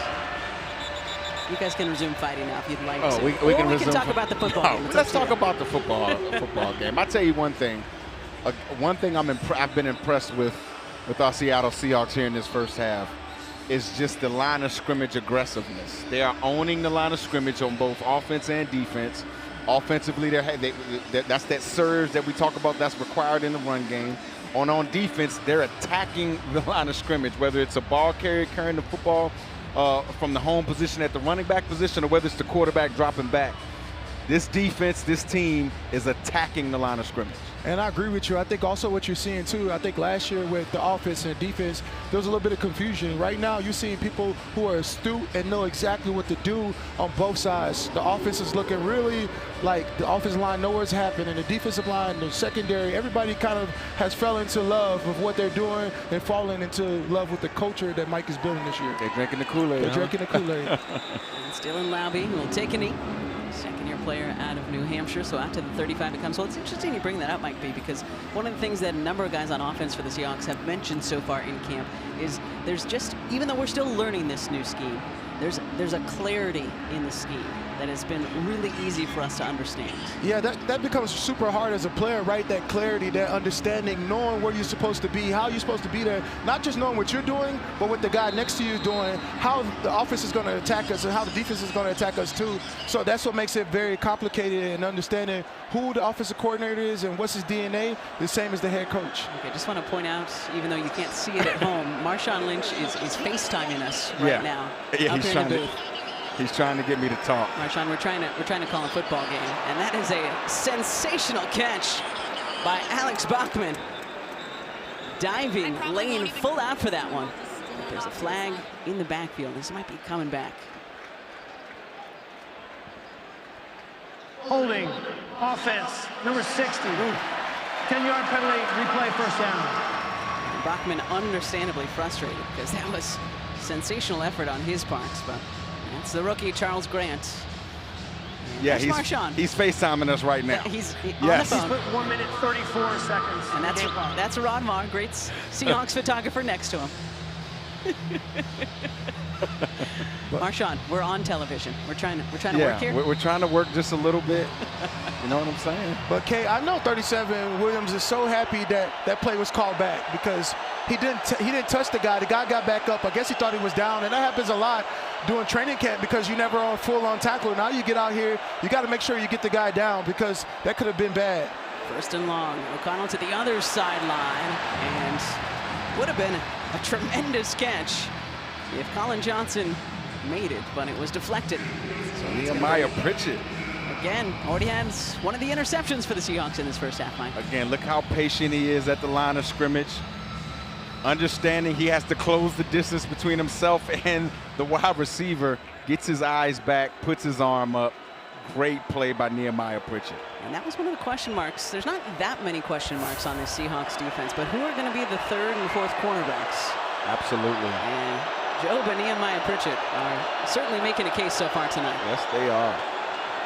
O'Connell over the middle, connecting with Kadir Ismail, another one of his tight ends. They've got a lot of them in Vegas, and they want to go quick, understandably. And they're going tempo, 1:15 to go in this first half. Yeah, some tempo is going to test this defense's communications in this 2-minute drive. O'Connell looking for Bachman on the outside. He's got it close to the 48-yard line. That's good for a first down. Well, this one becomes very interesting, right? Because on the defensive line and linebackers, the outside linebackers, we know the players. In the secondary, we know the players. I think the linebackers is where we need the stars to start to be growing from there. Before Bobby Wagner, KJ Wright, it's like we have Ernest, we have some other guys, but we don't really know them that well. And if you look at how teams are attacking right now, it's going right down the middle of the seam where the linebacker plays are. Previous play is under review. All right, so we'll take another look. Make sure that was a catch by Bachman. Make sure it's a catch. So what you trying to say about the linebacker? I'm just saying that there's somebody needs to emerge as a star. You know, somebody needs to emerge as the leader, that guy, because it's good that the defensive line is kind of the rah-rah guys, and it's good that the secondaries can come down and hit, but it's really about the linebackers coming down and being the ones who they call the plays, set the front, being able to do the tempos. They're the ears and arms and the legs of the defensive coordinators. That's out, Mike. Oh, that's out. That's out. I mean, I think he caught the football, but he never actually got down. Oh, they talking about this play. I was looking at another one. Oh, that's tough. I don't think he got that first down. That was a good tackle. That was a good rugby tackle, shoulder on hip, being able to drive your feet. That's what you want to see from tacklers. Really, every young person that's watching football right now, stop ducking your head. Use your shoulders and use your pads, because if you don't, you will be injured. Tackle. There's nothing wrong with putting a little pop or a little sting on a big play in the football league. That's what we're here for. We don't got them to hide from them. We got them because we need them. Because we need them, Mike. Even though I didn't wear any. You didn't wear any shoulder pads. That was just your shoulders out there, man. Have I mentioned that I missed you guys? We missed you too, It's good to see you. Yeah, It's we good to missed see you you. too. It's good to see you again. Always. Missed your passion. After review, the receiver was down inbounds. Therefore, in this situation, the clock was at 1:06 at the time, so we're going to run 10 seconds from there at 56 seconds on the game clock. 30 seconds Let's on take the one play more clock. look. Thank you. Hands on top of D'Anthony Bell. Yeah, but I think they're saying his shin right there is down. That's a good call. It's a good call. I think that's a great call. It is. I'm not one to say refs have good calls, but that was a great call. So they run 10 off the clock. So 56 now for the Raiders to try to get on the scoreboard one more time before halftime. O'Connell looking back shoulder and just couldn't get enough on it. Looking once again for Colin Johnson. They're going to connect at some point tonight, but not just yet. Well, I know the last play before on the back throw, we didn't go back to the D-line, but Mike Morris and the rest of the D-line right there put a lot of pressure, being able to come from the middle. I think this is Mike's year to step up as a player. Before, he's kind of been wishy-washy where he's supposed to be, but I'm starting to see confidence the way he played when he was at Michigan. Mike Morris stays after every single practice. He works on his body. Kid's really showing that he wants to be a part of this team. 2nd and 10. Pocket collapsing. Nice work by the defensive line for the Seahawks there. Tyreek Smith called his name a lot. And I know you're going to say, Mike, no, not the D-line, but I'm going to say the pressure right here. Being able to take a tackle, push him into the quarterback, collapse on the pocket, and you know, this is a quarterback who's played in a lot of big games, so being able to push the tackle and get there and put pressure on him, make him uncomfortable. No quarterback wants to do that. You saw his face, like he won't like it, but he had a little tenderness and scare in his face, like he's been cooking the stew all day with the pot roast. Tyreek Smith on the pass rush right there. Las Vegas 1 for 5 on 3rd down conversion so far tonight. 47 seconds to go in our first half. O'Connell finally does connect with Colin Johnson. And he gets down close to that first down marker. Clock still running. Yep, they're going to move the sticks. So Las Vegas still with a little life here. 30 seconds now to go.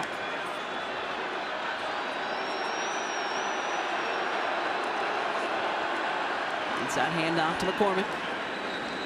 Takes it down close to the 40.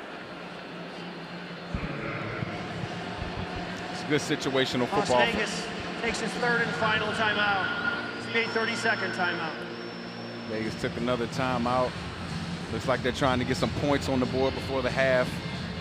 That's a Pete Carroll thing. He wants to get points on the half and then steal points. They can get the ball the next half.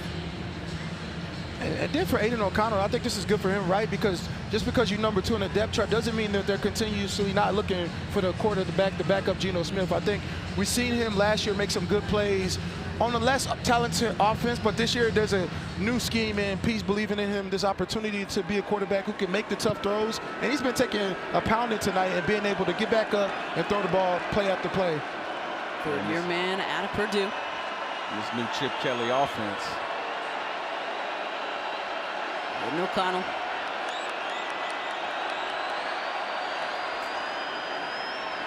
The sideline, just out of the reach of Colin Johnson. Yeah, throwing on your back foot is really hard as a quarterback, and I think right there, if he had a chance to set his feet, go through his progression, step into it, that would have been a better throw. But for him, the pressure's been coming all night, so he's seeing ghosts everywhere like Patrick Swayze, right? So at this moment, he's like, I know where the guy's supposed to be. Let me just get the ball there. And it becomes very hard as a quarterback with the crowd, with everybody going. So just step into it and being able to make that throw. The routine plays become harder and harder when pressure's coming at you as a quarterback. Like Patrick Swayze. He brought P. Swayze into an NFL broadcast. I watch Ghost. Takes its first rest in time out of the peace. half. 30-second timeout. Oh, man. It's kind of a weird movie when you think about it. It's like, Is it? yeah, when he had like channeling it through somebody else and it was just Whoopi Goldberg. There's a lot going on. I love you, Mike. I missed you, bro. Missed awesome. you. We missed you. So 18 seconds to go, and this is what coaches love in the preseason, you guys, right? Like situations like this that you're going to see in the regular season. They're going to be important, whether it's clock management, whether it's 2-minute drill. Let's see what this Seahawks defense can do. Coach McDonald was fired up right there, man. That's the intensity, and that's what we talked about. He's making the mark that this is his team now. It's good to see. There's Brandon Peely, Tyreek Smith, Connor O'Toole. Raiders need 7 on this 3rd down.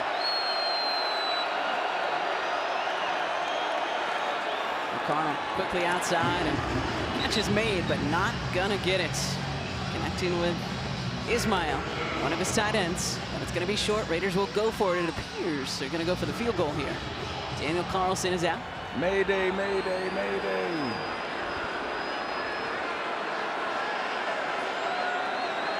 From 55. And that is gonna come up short and outside. Yeah, I think he left his leg in Vegas. That was completely short. That You way, been yeah, at that the- wasn't close. Yeah, you're at the crap table. Yeah, he did that. It just wasn't enough. You know, it was a good idea, but just bad execution. So the defense holds for Mike McDonald and the Seattle Seahawks, despite look of a little frustration on McDonald's face. Yeah, he looked like he was getting after the referees. He's been getting after them at practice too, so. Yeah. I think this is where we remind Mike and the defense, hey, 2 interceptions by the Seahawks defense in that first half, and a 16-3 lead over the Las Vegas Raiders in both teams' preseason opener tonight here in beautiful Seattle, Washington. Stay with us, Paul and Cliff, bringing the halftime right after this.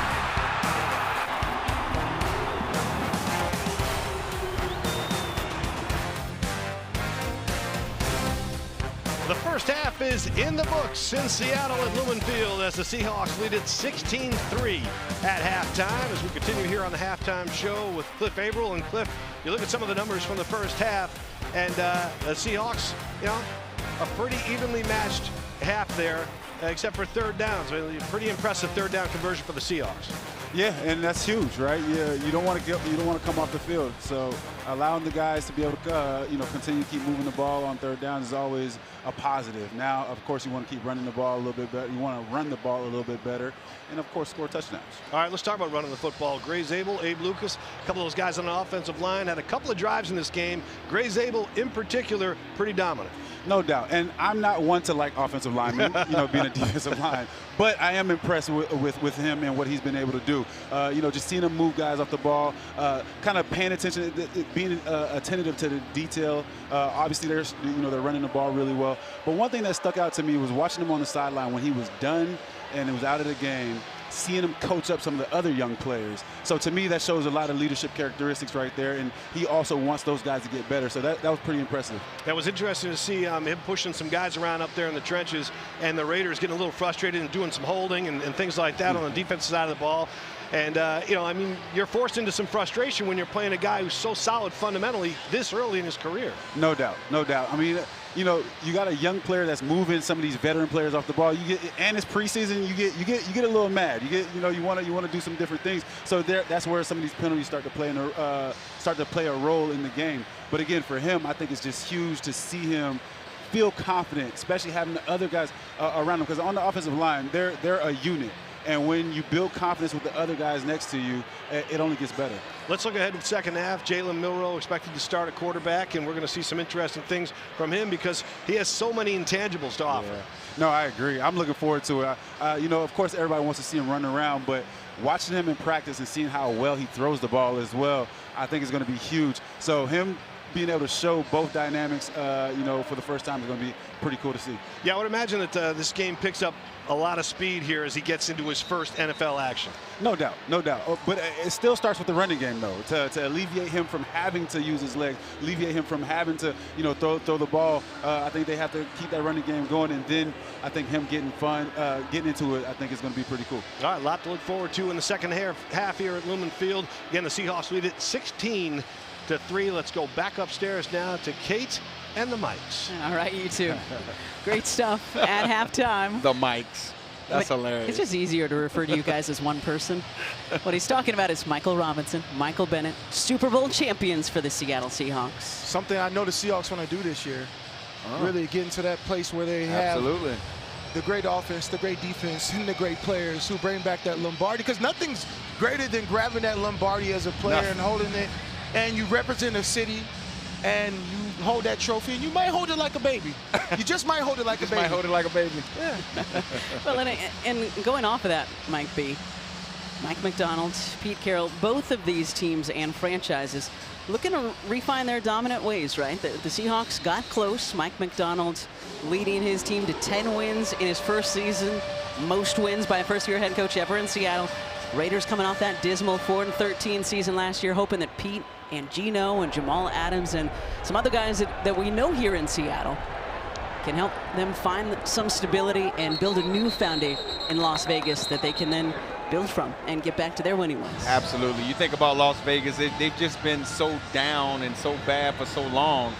I was talking to Coach Carroll before the game. I'm like, Coach, just your presence is going to be a positive thing. Because you know the positivity that Pete brings to every building he comes into. And then you look at on the other side and Mike McDonald, you can visibly see him taking ownership of this particular year's squad. So it's always a good thing to see. And speaking of taking ownership, let's see what we get from the rookie, Jalen Milroe, heading off to Jacardier Wright, another rookie out of Missouri State. See, this run works because of Jalen is out there. I mean, every time, you know, Sam's there or Drew's there, like they don't have that second thing to say maybe he might run, but they know if he pulls the ball, there's an opportunity to take it to the house. You see 99 right there. 99 went straight to the quarterback. The defensive end went straight to the quarterback. That opened up the lane for the running back. You're absolutely right, Mike. I know I'm right. Thank you, though. Yeah, it was Jacardier Wright again, 24-year-old rookie out of Missouri State, and this is the rookie out of Bama, Jalen Milroe. Might have had a holding in the backfield, and a flag in the backfield, but that's a flash, Mike B, of Milroe's wins. See, this is what I'm talking about when you go back to having Russell Wilson in that first year, being able to run and change the game with his legs. First down. Uh-oh. So I think Beast Mode has joined us in the booth. We might have to find another headset. We'll get to that. Keep going, Mike B. No, I think when you have this breakdown of the offensive line, you know, Geno couldn't run the way he could. And there's times where Geno did break the pocket, and there's times where Drew broke the pocket. But now, having Jalen in the game is a whole nother different type of dynamic. The ability to run, pass, and be a threat at every single level. That's what you get. This kid's special. With Seattle penalty tonight. TV right now, man. Get him the guest headset back there, the spare headset. See if he can get on there. Yeah, we got him. Jake Bobo with the reception. Milroe out to Bobo at the 27-yard line. But still well behind the sticks, Mike Rob. But to your point, Mike B, you know, I classify these movement quarterbacks as runners with passing ability or passers with running ability. Russell, our old quarterback, he was a passer with running ability, right? Jalen Milroe's in the mode of a Lamar Jackson. He's in the mode of a Cam Newton, meaning that he's a runner with special passing ability. And oftentimes, when you get runners with special passing ability, you got to get a quarterback run early on in the game to get these guys into the game. And I think that's why you saw Jalen scramble early. Yeah, and as a defensive lineman, when you have these quarterback run option plays between the running back and he's going to pull. Usually you might just run down, take and get the runner, but in these moments it stops your feet. And what does that do? When the offensive line starts to spread from that tackle, it starts to create a big old gap. And that opportunity as a defensive line, you don't know what to do at that moment. You're like, do I get the quarterback? Do I get the running back? And then unfortunately, when you have a good at both, it becomes super complicated for them to be able to throw. 3rd and 14. Milroe is looking to the far side. And it's broken up nicely. Second big play tonight for this guy, number 36 for the Raiders, Kaya Blue Kelly. Yeah, Kaya has made a couple plays out there tonight. You see him right there, one-on-one with Derek Young. Derek just trying to do a comeback, ball a little bit inside. It's a breakup of the play. Good thing it was an incompletion and not going the other way. Did have 3 interceptions, 2 by the Seahawks, 1 by the Raiders in the first Absolutely. half. So expect to see more. So here comes a punt. Michael Dixon.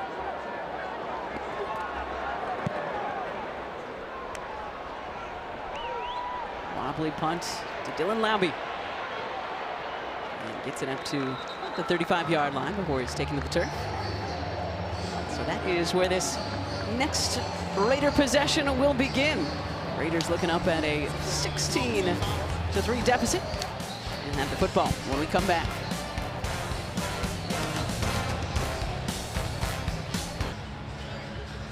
Welcome back to Seattle. It is Raider football, and it sounds like Sam Darnold's down on the sideline. Cliff, take it away. My man Sam. So, hey, new city, new coach. How's that transition going? It's been great. From the moment I got here, really, just to be able to get in the building, meet everyone, from, John, all the way to, EK in the training room. Like, it's just been amazing, man. The players have welcomed me, guys who have been here for, years, guys who have just got here with me as well. So it's just been amazing, man. Just and the welcome that I've gotten from the fans, being around Seattle. It's just been amazing so far. Now, from an offense, you obviously played in a system like this. What identity do you think you guys need to have some success this year? Yeah, I think the biggest thing in being in Clint's offense is just running the football, right? I feel like that's the biggest thing always is just being able to attack the line of scrimmage with the run game, play action game, running some keepers off of that, and the drop back pass game will come off of that. And I think that'll be our identity so far this year. But, as you know, it takes a few games to really understand what you are as an offense. But so far in training camp, I feel like that's kind of our identity so far. No, that's good. Now, we were just talking about this off air, talking about the fans here, the 12s, for the preseason game. I mean, how crazy is it for a preseason game to get this type of feeling? I mean, this is unbelievable, man, just to hear these fans on third downs in the first preseason game of the year. You got the other team having to use silent count in the preseason. It's amazing just to have these guys finally on my side, and man, there's nothing like it.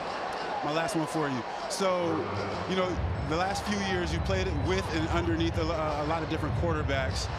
What's some of the different traits and things that you've picked up over the years that has allowed you to have some success last year and moving forward?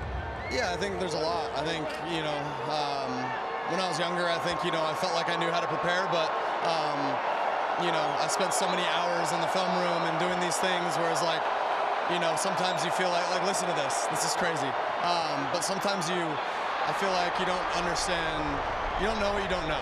And I think for me going to San Francisco, even just learning, I know fans probably don't like to hear this, but learning from Brock a little bit too, just the way that he prepared every single day, and that coaching staff over there, and then obviously what we did in Minnesota, learning from that coaching staff. I've been able to learn a ton in the last couple years, and I feel like those experiences have only helped me grow as a quarterback. That's good stuff, man. Thank you, man. We're looking forward to seeing how you get down this year. Yes, sir. Good Back stuff to you. indeed. Great work, Cliff, and good stuff from Aiden O'Connell finding his rookie tight end out of Townsend, Carter Runyon, on that previous play for a 20-yard gain. And we'll get back to that Sam Darnold conversation because I want to get back to it, but I want to give the Raiders offense the respect they deserve because they're driving down the football field right now. Yes, they are, and it started kind of with some play-action passing explosives by Aiden O'Connell. Oh, thanks, Beast Mode. That was a great massage. Appreciate it. Marshawn's still up here. O'Connell He has looked like a different quarterback on this drive, connecting with Justin Shorter, third-year wideout out of Florida, and they are knocking on the door now, guys. Well, yeah, I think what you're seeing Aiden kind of do up and down this field is attack the middle of the field with the linebackers inside the numbers, being able to either hit those close seams right there, but he's not really testing the outside, the corners. He's just testing the middle of the field right now, which each level, the second level, the linebackers, they're being able to have at least one stop, and hopefully they do it right now. He's decisive, Mike. You can see it right there. Dylan Laube diving for the pylon, and he is in. Touchdown, Raiders. What a drive for Las Vegas. It's just like I said, once again, they're clearing the field, getting the linebackers one-on-one with a back out the field. It's just getting harder and harder. The linebackers got to be able to see what's happening and understand how they're being attacked and adjust to it. And I think that series right there, through all of it, they weren't able to do that. Again, as we watch the replay right here, just Aiden O'Connell just being decisive, right? The back gets a step on the linebacker, Drake Thomas, and you put a foot outside of his front number and lead him into the end zone. Just being decisive is what got the touchdown. And also as a linebacker or defensive lineman, you start to see where the running back is lined up. If he's inside, you're thinking that he's going to go up the field and corner. But when he starts to get outside of that tackle, you got to know that he's going to the flats. So a good start to this second half for that guy, Aiden O'Connell and Las Vegas Raiders. Dylan Laube, the New Hampshire product, into the end zone. Had a game here in Seattle.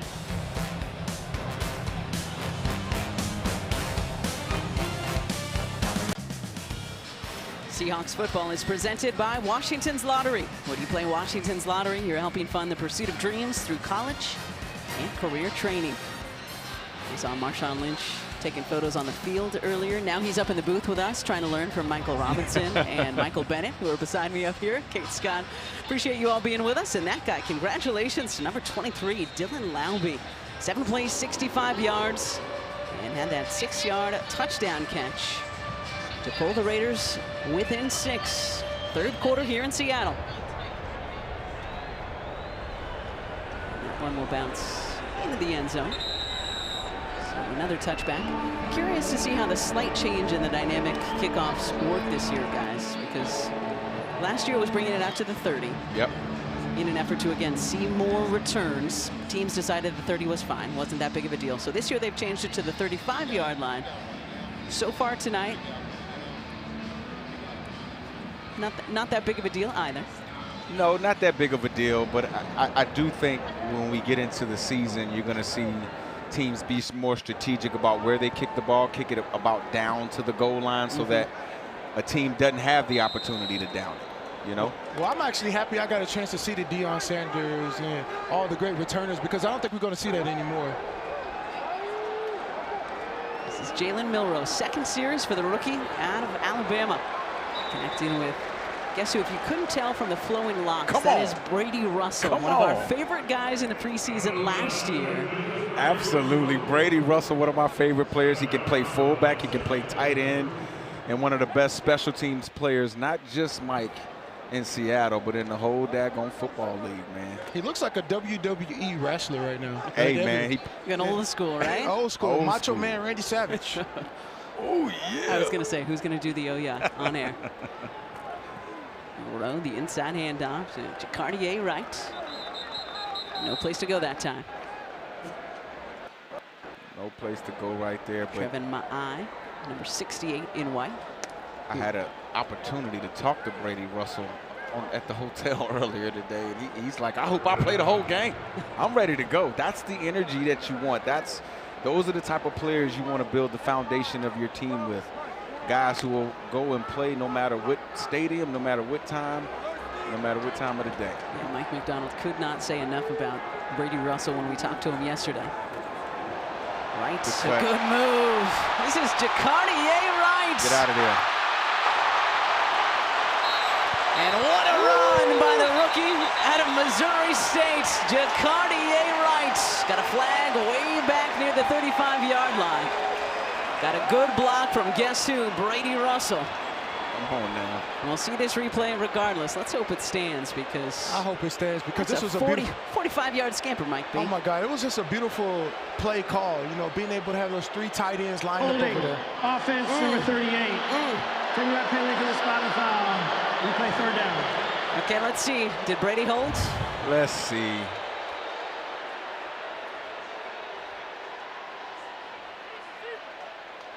Yeah, he just shot his hands outside.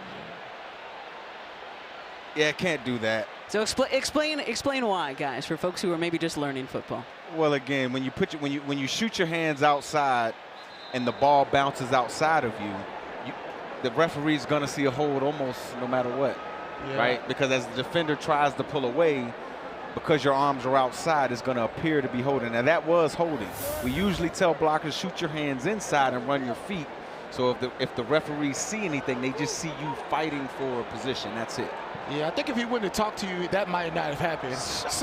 Stop it, Mike. Well, let's see if maybe he can get it going once again. That's John Rice Plumlee, the motion man for the Seahawks. Ricky White III in for the first time tonight, and we've got movement.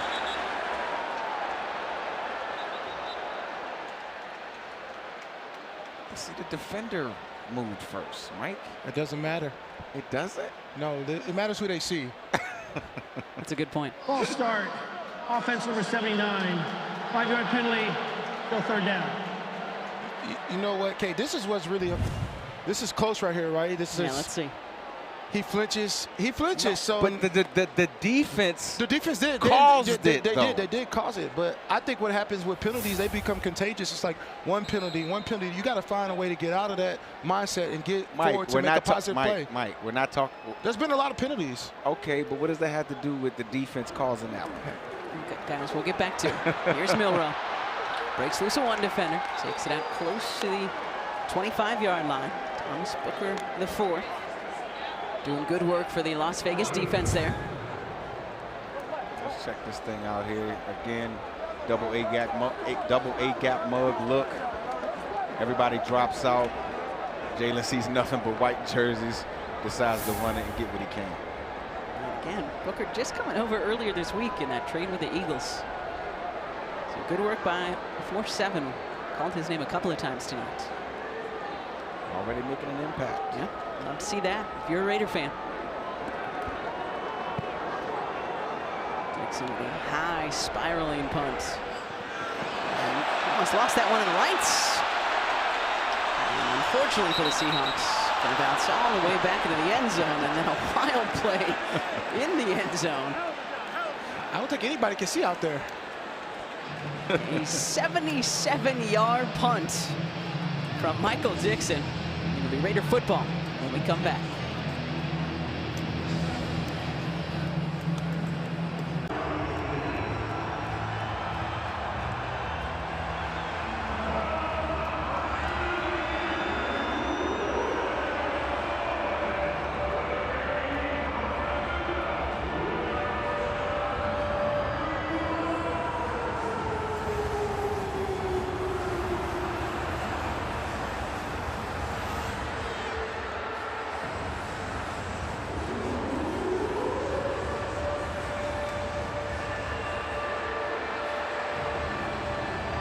This Seahawks fan right here knows. Don't miss a single second of a Seahawks game day. Seahawks games and more with NFL Plus. Watch live, local, and primetime games, NFL Network, and NFL Red Zone all in one place. Visit Seahawks.com/watch to sign up today. Appreciate all of you who are watching this one tonight here at Lumen Field in Seattle. Kate Scott along with Michael Bennett and Michael Robinson. Seahawks leading the Raiders 16-10, but Las Vegas with a chance to tie or pull ahead on this drive. Great start to the second half. Aiden O'Connell found Dylan Laube for a 6-yard touchdown on that first possession. And sends that one out wide to Philip Dorsett on that pass. I got a question for you, Mike. What does this mean that Aiden O'Connell's still in the game right now? What are the Raiders evaluating right now that he's still this late in the game in the preseason? They're getting an extended look at him. I mean, Aiden O'Connell, you know, he played last year. You know, he showed that he could play in the National Football League, but he just didn't have, you know, a great system around him. They want to see him in this Chip Kelly system for an extended period of time, and he's a veteran quarterback, so you can almost, you know, guarantee he's not going to make the big mistake. 182 yards passing, a touchdown, and a couple of interceptions so far tonight for Aiden O'Connell. Saw former Seahawk Geno Smith for one series way back at the start of the game. Got some nice cheers from Seahawks fans who are very appreciative of that Comeback Player of the Year 2022 campaign. And Geno was darn good in his Seahawk days, now hoping to lead the Raiders to success. But tonight, it's Aiden O'Connell's game. Inside handoff to Chris Collier, second year at Lock Haven University, back in Lock Haven, PA. Very close to that first down marker. Again, you look at the Seahawks defense right now, Coach McDonald, he's looking for depth players, right? You look across that defensive line. You know, you got J.R. Singleton in the game right now, a young guy who's fighting and battling to be one of the defensive tackles in this game, and it looks like they're going to come right up his way. See if they got a little Vegas tush-push of sorts. That one's going to be really close. Had to get to the 30, the 42. Let's see where they spot this. Okay, can I be honest with you? I hate the tush-push as a defensive lineman because it's like you really can't do anything right there. Explain why you hate this, Michael.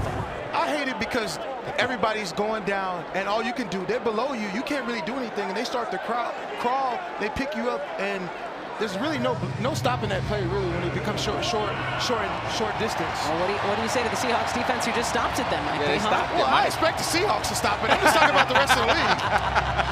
I don't think you're alone in disliking it. I know everybody in Philly loves it. But I love it. I think it's an awesome play. I don't know. It looked like O'Connell went backwards. Did he have any forward progress? Jalen Gaines is saying, And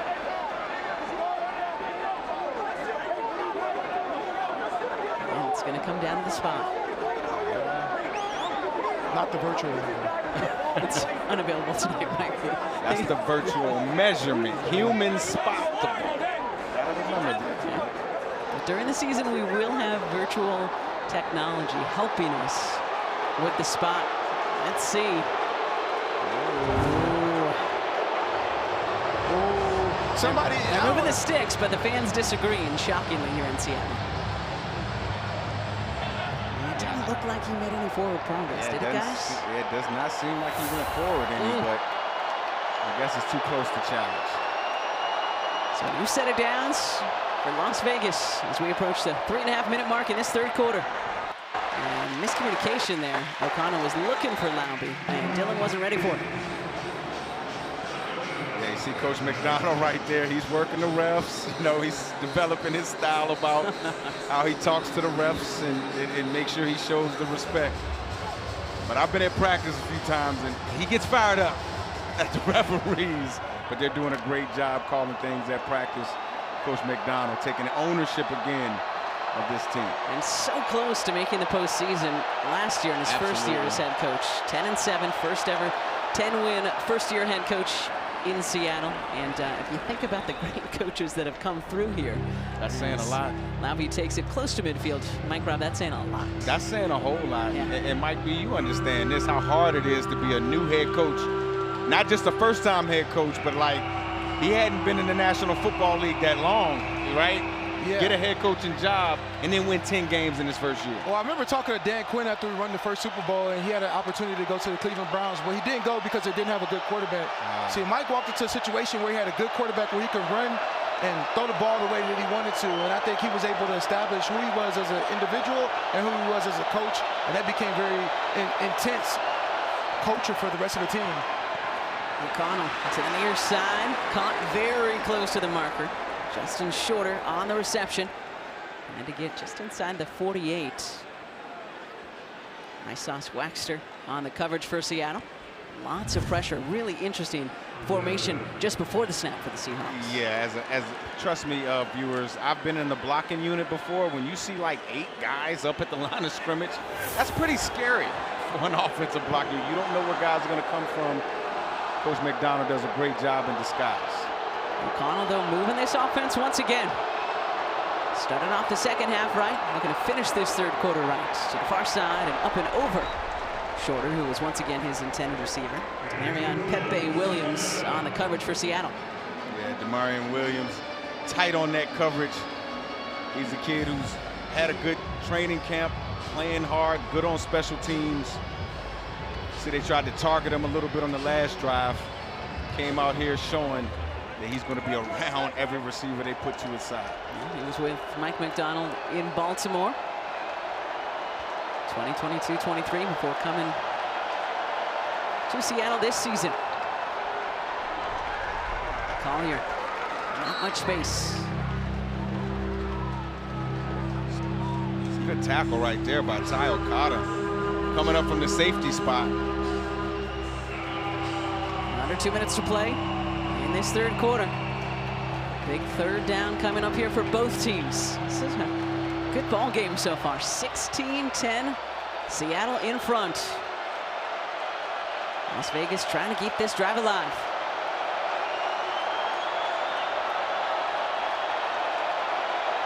Another defensive end, baby, ready for this chip block that's coming. See the guys standing around. O'Connell with time, connects, and the Raiders have another first down. Colin Johnson moving the chains. That's a good throw, good decisive throw by Aiden O'Connell. Tight coverage there by Waxter. But when the ball is on time and the ball is right where it needs to be, it's tough to defend passes like that. We call that a non-stop, Mike. And that's routine for Chip Kelly to be able to find ways to get the ball out very quick on those third down situations, especially when you're expecting some type of blitz. Hand off to Laube, and the Seahawks read that well. Anthony Campbell, the rookie out of Miami, there on the stop. I don't want to bring Jalen up in this, but this is the same thing I was talking a second ago about. At this point, there's no pressure coming to stop the quarterback, so they can get right down, get right on the running back, opposite of what was happening before in the Seahawks offense. Absolutely. Good play by Anthony Campbell right there. Getting his shoulder down, dipping, ripping, and making a TFL. 13th play of this Las Vegas drive. And 20 seconds, probably the final play of this third quarter.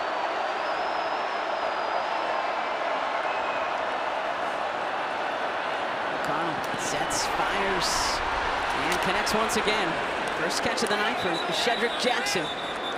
There's a flag very close to that catch. Yeah, we might have offense. That might be offense. That might be offense. Might be. A lot of flags here tonight, as expected in a preseason opener. Especially Pass the first. interference, offense, number 4, 10-yard penalty, replay second down. All right, so the drive pauses at least momentarily as we take another look at this. You see Shedrick right there in the slot as he's going out. See how he extended that hand right there? He really didn't even have to do that, but it created a little bit more separation. Referees are going to always see that extended arm. Great uncle, all of you watching tonight may have heard of this guy, Bo Jackson. This is the end of the Bo third Jackson, quarter. of course. Figured a few of our viewers tonight might know who that guy is. Some of them. All right, 3 quarters in the books here in the Emerald City. Got a great one, 16-10, Seattle in front, fourth quarter after this.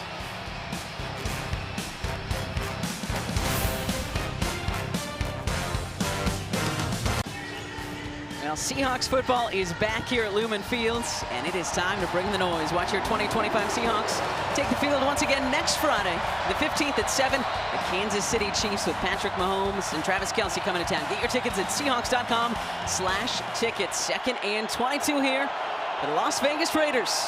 Going to pull even or pull ahead of the Seahawks here at the start of this fourth quarter. Aiden O'Connell was looking for Philip Dorsett, but the Seahawks secondary does well to break that up. I believe that was Williams there on the coverage. Yeah, that's a good job by Williams right here, just driving on this slant route, not giving the space for Aiden O'Connell to fit that ball in there. You see Philip Dorsett, you hope he's okay. Yeah, looks to be grimacing a bit. Already lost Alex Bachman to a non-contact injury in the first half. See that right hand get in there? Knock the ball out. It's great coverage. Marion Pepe Williams on the coverage. Third and 22. Swinging out to Shedrick Jackson. He does a nice job to pick up a good chunk of yardage that the Raiders had lost, but doesn't get close to the marker. Had to get to at the 27-yard line. De'Aaron Jackson and Jarek Reed II taking him down for the Seahawks. It's a good play call by Chip Kelly right there. And the timing of that play call, just a little bit of a wide receiver screen, understanding that he's going against Mike McDonald, who's going to get after you a little bit. caught the Seattle Seahawks in a blitz, got some positive yards. All right, this is Daniel Carlson from 56. He was short from 55 in the first half. Snap is down, kick is up. This one looks better. And that is through 56 yards for Daniel Carlson. And we've got a 3-point game here in Seattle. Wow. That was a good kick, Mike B. He didn't leave his leg that time. Pete Carroll's guys within 3 of his whole team.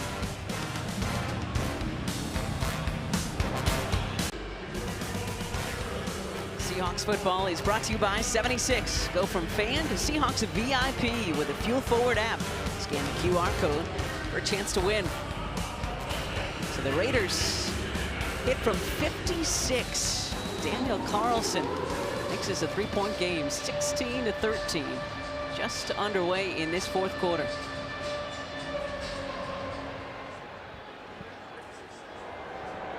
Into the end zone it goes for a touchback. So before, Mike B, we let you go, we were talking about it during the break, you guys. This is a preseason game. Sure doesn't feel like a preseason game with Pete Carroll and Mike McDonald on our sidelines, does it? No, it doesn't feel like a preseason game. We all know it is, but it's like, you know, we're kicking field goals, we're not going for it. Like, we're trying to win this game. You know what I'm saying? When I say we both coaches look like they're trying to have a great showing and win this game, and like, you know. Yeah, I don't think Pete wants anybody to forget that he built this castle, right? And this new, it's like nobody wants to see their ex happy, and I think that's what Pete is trying to do to establish, to make sure that people remember that he's the one, you know? On that note, Michael Bennett, thanks for joining us for quarters 2 and 3. It is Anthony Tyus III. Another one of the guys trying to make the Seahawks at running back with his first carry tonight. Join us again next Friday when the Chiefs come to town. Of course. Thank you guys for having me. Great to see you. You know I like UK. It's still, jury's still out on Mike. I get it. You guys spend a lot more time together, so. Michael Bennett, everybody. Always a hoot. Yeah, man, he's crazy. I love that dude, though, man. Like, me too. I can imagine how fun it was playing with him. Oh, my goodness. Seahawks and Tyus dive forward for the first down. So a good first couple of runs by that guy. Number 35, just signed earlier this week, right, Mike Robb? I know, again, I mentioned it in the open, but for folks who don't know, Mike Robb is not just a broadcaster. He's an intern in the scouting department for the Seahawks this training camp. So why'd you bring in Tyus? And they got me punching holes and, you know, videotaping during training camp. Doing everything. all the grunt work, man. Really proud of you. Everything. Oh, it's been awesome. And off again to Tyus. Good balance. Undrafted rookie out of Ohio, who helped the Bobcats beat Miami of Ohio for the MAC championship this past year. Here's George Holani, who was the starting running back for the Seahawks tonight and scored from 24 yards out, had 3 separate 20-plus yard carries. Really good stuff from George tonight. Yeah, great stuff from George. Great stuff from Jacardi Wright. We've seen a little bit of Damian Martinez, but all of these guys, including Trey Tyus, they're fighting for time behind Zach Charbonnet and Kenny Walker III. There's Tyus again. Down to the 45-yard line. Tyus is showing us something here, man. Getting the ball, you know, on consecutive plays and still showing some burst and some power. Runs great behind his pads. And his new teammates very happy on the sideline. There's K9. There go K9. K9, man. This dude is explosive. I actually, when Trey Tyus got into the building, I had a chance to talk to him, and he said, man, my first game, I went up against, he was at Northwestern. He went up against Michigan State and saw Kenneth Walker. He said the first play of the game, Kenneth went 80. And he said, man, I got to do that. Pitch this time. And it goes to Jacardi Wright. Lowers his shoulders and picks up Seahawks first down. Let's take another look at this run from above.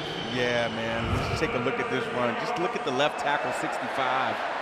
And Michael Jarrell on the pull. Just getting out, putting people on the ground, on their back. Michael Jarrell right there, swing tackle. Second year out of Finley. Just balling.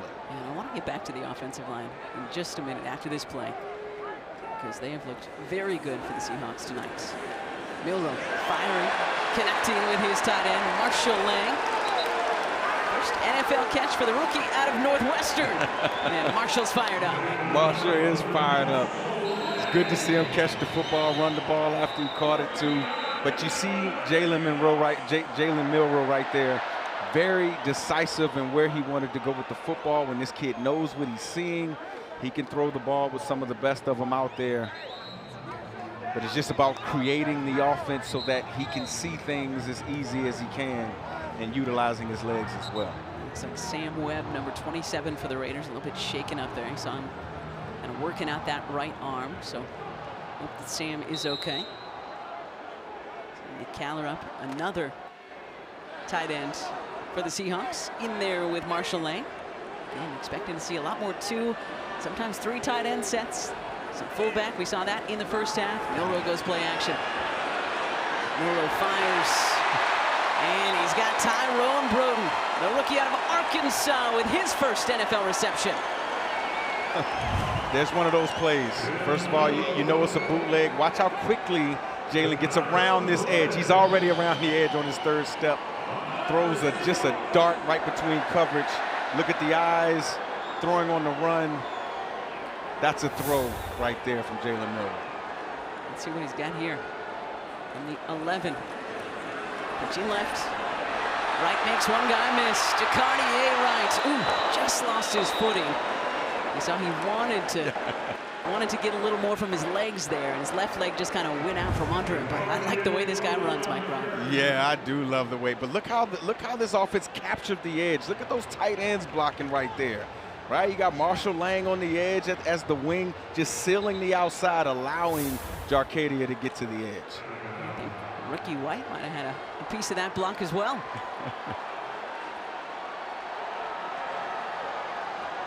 At the back. Jacardier right. Cuts back to his right, and he's in. Touchdown, Seahawks.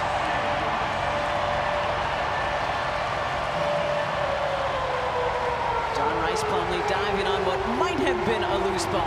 But hey, congratulations to the rookie out of Missouri State. First NFL touchdown for Jacardier Wright. Great job by Jacardier Wright right here. First of all, inside zone to the left. See, he ran up on the feet of the offensive lineman, and just that little jump cut gets him to the back door. There it is. And when you can get that close to the feet of the offensive lineman, it brings all of the defenders up to the blocks, and then you can cut off of that 6. I was hoping I would get to say Luke Felix Fualalo tonight. Big number 73 for the Seahawks. I'm glad you said it. Creating that space for Wright to take advantage of for his first NFL touchdown. The extra points is up and good, but we do have another flag on the field. Won't go to break just yet. Not just yet. Not just yet. Got to hear from Clee. With his Schmedium shirt on. I love it. We hear a lot from Cleet. I'm sure you gamers know. Been the voice of the official in Madden for a number of years.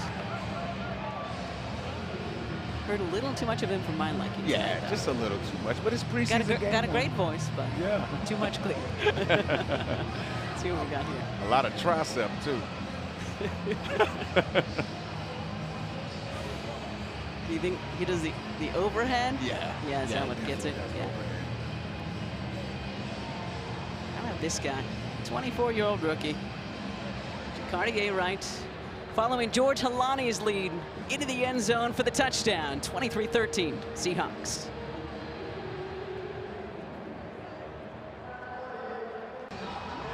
Welcome back. Let's take one more look at Jacardier Wright's first NFL touchdown.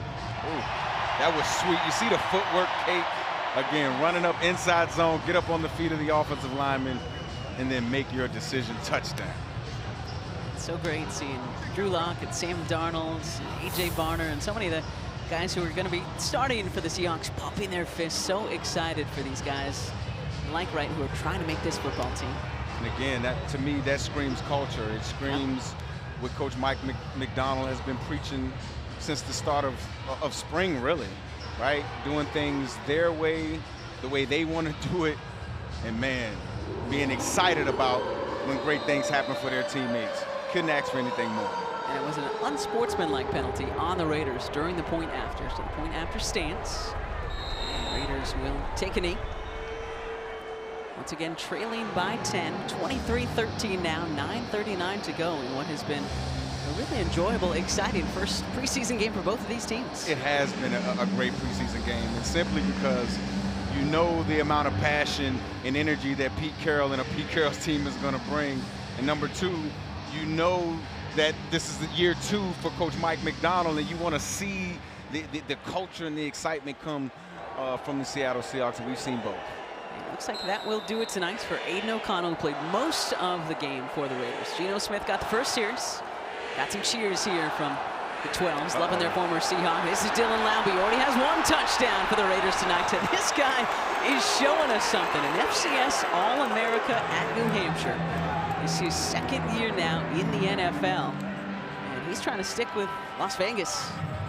Yeah, he got some wheels. Yeah, doesn't he? Did you see him turn the corner right there? Just going where his eyes take him, turning the corner and finishing the run going forward. You got to love that.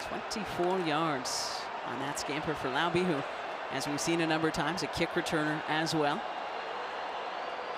Cam Miller, the rookie out of North Dakota State, along with the Seahawks lineman Gray Zabel. Great defense there by Jarek Reed, number 32, all over the rookie out of Montana State, Tommy Mellott. This kid, Jay Reed, he's all over the place. Every time I see this guy walking around the building, in between meetings, things like that, he has an iPad. He's always studying. One of the smartest Seahawk players out there. Good to see him getting in on some tackles. Nice quarterback pressure from the rookie out of Utah, Connor O'Toole, on that previous play. And the handoff to Chris Collier, who has a first down and more. A great run by Collier inside the 30-yard line. And Mike B still working hard, even though he's left us, that is, in the booth, down on the sideline with Cooper Kupp. Mike B, take it away. I said Marshawn was the hardest man working in show business, but I think it's me. I'm down here with the great Cooper Kupp. Cooper, I know everybody wants to know, what does it feel like to be back in the home area playing football right now? No, it's cool, man. I mean, obviously, being in this stadium, growing up, having watched the games here, and then just as a, through my career, having played a lot of games here as well, it's cool to be on the other side of it. What does it feel like to come into a new offense and be one of the older guys and continue to lead as you have been so far? Yeah, it's been fun, man. I mean, I've loved being able to learn this thing. Like, coming in day one, everyone's learning. Everyone's at the same spot. Everyone's trying to figure it out. It makes it really cool to be able to be at that point and see it grow and be able to see it adapt and change as the guys make it come to life. And all the coaches have been awesome. The guys have been awesome. I've really enjoyed it. What's it feel like? How are you feeling this year, knowing that you've been Super Bowl MVP, made big plays? Like, what are the things that you're trying to improve on this year as a player? Yeah, I'm really not trying to prove anything. I just want to go out there and play good football. I still love playing this game, and every day is just such an incredible blessing. I feel like I'm playing real good football right now. Excited about what the guys are doing, how we felt going through training camp, and I just feel good and excited. Last question, the real question is, how do you feel about this fan base, knowing that you've been in LA all those years, and those are okay fans, but now you have the 12th man. Are you ready to get in front of that crowd? Yeah, man, it's awesome. Even just this, like this preseason game, seeing these fans show up, be loud, make this such a cool environment. It's gonna be a real cool thing being out there and being on the other side of it, because it's been a terror playing here over the last 8 years. Excited to be on this side. Well, thank you. The great Cooper Kupp is here back in the Pacific Northwest, ready to have a big season. And I know all the fans out there welcome him the right way. No doubt about that, Mike B. Hardest working guy. Michael Bennett, everybody. And so good to have the Yakima native and the A.C. Davis High School alum, Cooper Kupp, back here, as Mike said, in the Pacific Northwest. This is Cam Miller. Airs it out down the right sideline, and Shedrick Jackson is wide open and in for another Las Vegas touchdown. What a play. They were headed the wrong way for a couple of plays, and then 41 yards from Miller to Jackson. Wow. Great pass right there by Cam Miller. You see Shedrick on the outside right there. Just a double move, just a slugger. We call it a slant and go. Gets behind the coverage, touchdown. You're right, Kate, this offense was going backwards. And then with one throw, they're in the end zone. Again, Cam Miller was the two-time FCS champion quarterback at North Dakota State. Walter Payton Award runner-up to his now teammate Tommy Mellott, who was a quarterback for Montana State in college. And this thing is not over yet, football fans. 23-20, at 7.5 to play. 41 yards from Miller to the house.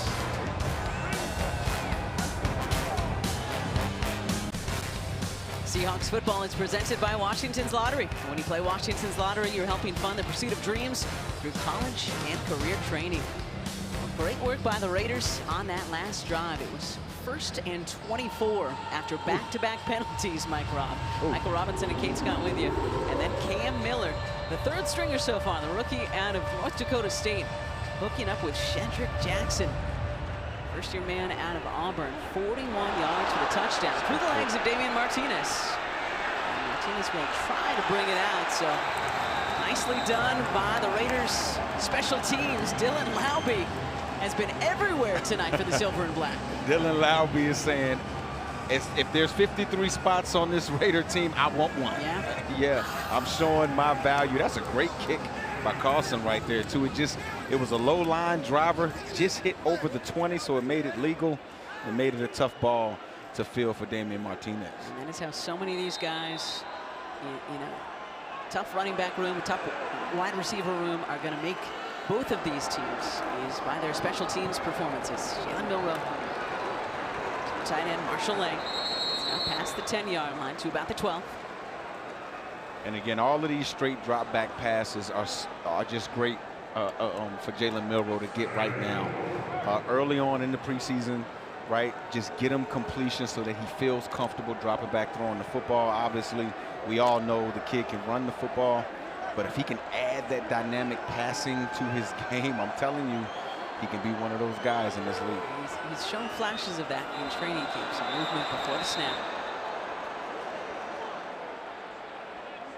All start, offense number 73. 5-yard penalty, full second down. It's on Felix Fu'ulanu. There you go. You said it. Who is one of my favorite players, born in Australia, named after Luke Skywalker. Really? Luke Felix Fu'ulanu. That's pretty cool. Yeah. Unfortunately, calling him out there because of the penalty, but had a great block on the Cartier right touchdown run on the other end of the football field. Cartier in the backfield again. Marshall Lang motioning to the left side of the line for Seattle. And more flags. This is Ricky White III. Would be his first catch tonight. I don't think it's going to count. Yeah, too many guys on the line of scrimmage, I think. So what do you want to see from Milroe and these third and fourth stringers now for the Seahawks with 6:41 to go in this one, Mike Robb? Well, you want to see good energy. You want to see them, you know, just the gameplay, get in and out of the huddle, call the play, no pre-snap penalties, things like that. You just want a clean operation, number one. And then number two, you want to get your quarterback some completions. You want to get the passing game with this young group feeling good about themselves. And then obviously firing off the football, number three. Whenever you do run the football, you still want to move bodies in the run game. Let's see what Clayton Blakeman has for us. Still discussing things, going over to Pete Carroll. First-year head coach for the Raiders. Formation on the offense. Yeah. 5-yard penalty, replay second down. The tackle was covered up. All right, so moving the wrong direction now are the Seahawks. Let's see how Milroe and a lot of these young Seahawks respond to a little adversity here. Yeah, let's see them while they're backed up.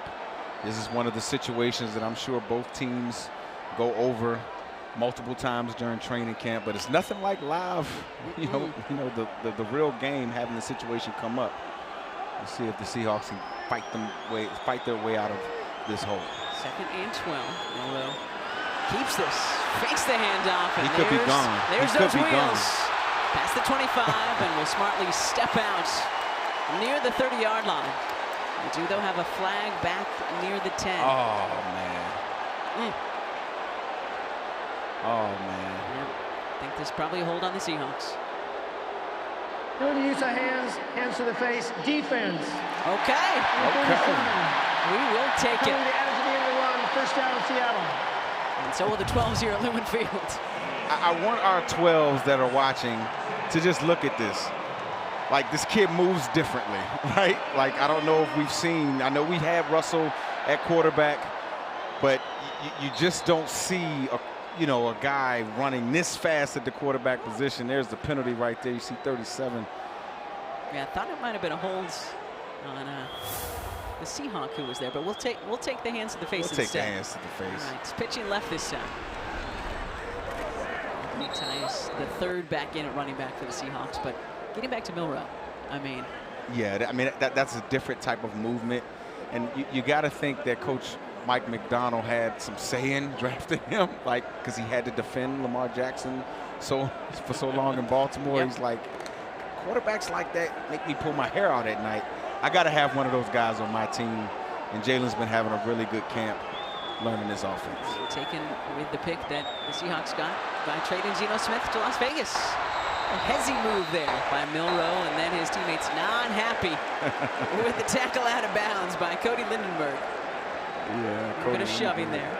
A little bit of shoving, a little bit of protecting of your quarterback, and rightfully so. I mean, a lot of the Seahawk players, when Jalen Milroe is in at quarterback, everybody kind of gets to looking and seeing what he's going to do. And I always tell people there's about 2 or 3 plays every single day that only a Jalen Milroe or Lamar Jackson or Jaden Daniels can make. Yeah. Talked to Sam Darnold about Jalen yesterday. He said he's just so eager to learn. Yeah. And he also keeps us loose, has a lot of fun. Seahawks looking for that first down marker on 3rd down. Tyus took it straight ahead. Let's see where they spot this one. Both looks like they're saying it's 4th down. Yeah. Okay, love it. Again, this has been a really tightly contested ball game. Yeah. We know that Pete Carroll and Mike McDonald both want to win this game. They don't care that it's preseason. Nope, they don't. Kate, they ran into each other like outside the Seahawks facility one day. Yeah, I tell you about that one day. After this 4th down, let's see if the Seahawks can convert.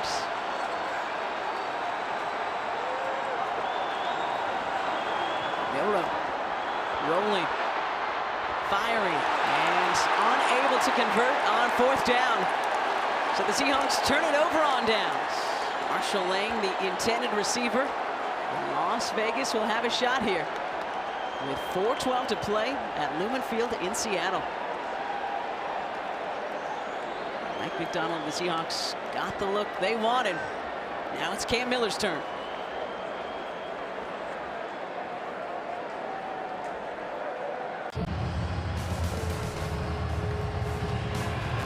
Elevate your party game this season like these folks. Host your next get together in a Lumen Field suite on game day. Enjoy Seahawks football from a prime location along with exclusive club access and premium food and beverage offerings. Visit suites.seahawks.com to book your suite today. 23-20, Seahawks clinging to this 3-point lead over the Raiders. 4:12 to go tonight here in Seattle. And Cam Miller and the Raiders looking to either tie or pull ahead of the Seahawks here in the final few minutes of this one. I know that, Seahawks, they didn't get that 4th down throw there by Jalen Milroe, but if you're thinking about, building your team and all the situational football moments, you got to think Coach Mike McDonald likes this situation for his defense. It's going to put a test on their situational football, and this is a young group that's out there right now. Chris Collier, the running back for Las Vegas. That's who gets the football there. Gets it right near the 40-yard line. Might have gotten it down to the 39. Rookie Bubba Thomas on the tackle for Mike McDonald. And yeah, similar to week 2 last year when we were in Tennessee taking on the Titans. And that one went down to the wire, and Mike McDonald loved it. Understandable. Absolutely, because again, you can't get these real situations in practice to this level, right? And so while guys are tired, while guys are in game moments, to get this, situational football is good for your team. Could be 2 more downs here, or the Raiders could go for the tie if they can't convert. Let's see, 3rd and 4. Dylan Laube powering ahead, and he's going to be really close to that first down marker. Dylan Laube has had himself a night here at Lumen Fields. Yes, he has. Laube is balling right now. And yes, my people on Twitter and Instagram, I know about Laube. He's balling. I get it. Okay. Here we Wow. go. He's earning himself a spot. Didn't get the first down there, though. 4th and 1. This could decide this ball game. Miller is going to keep it and dive forward for the first down, taking it to the 31-yard line. Jarek Reed on the tackle, but not soon enough for the Seahawks. Cam Miller showing some running ability right there. He is a guy that has some movement ability. Reed option, pulls it, gets the first down. That's a pretty good play. I don't think they're going to get a playoff here before the 2-minute warning. They will not. What a fun game we've got tonight. This is the 2-minute warning. It'll be first down Raiders on the other side with 2 minutes to go.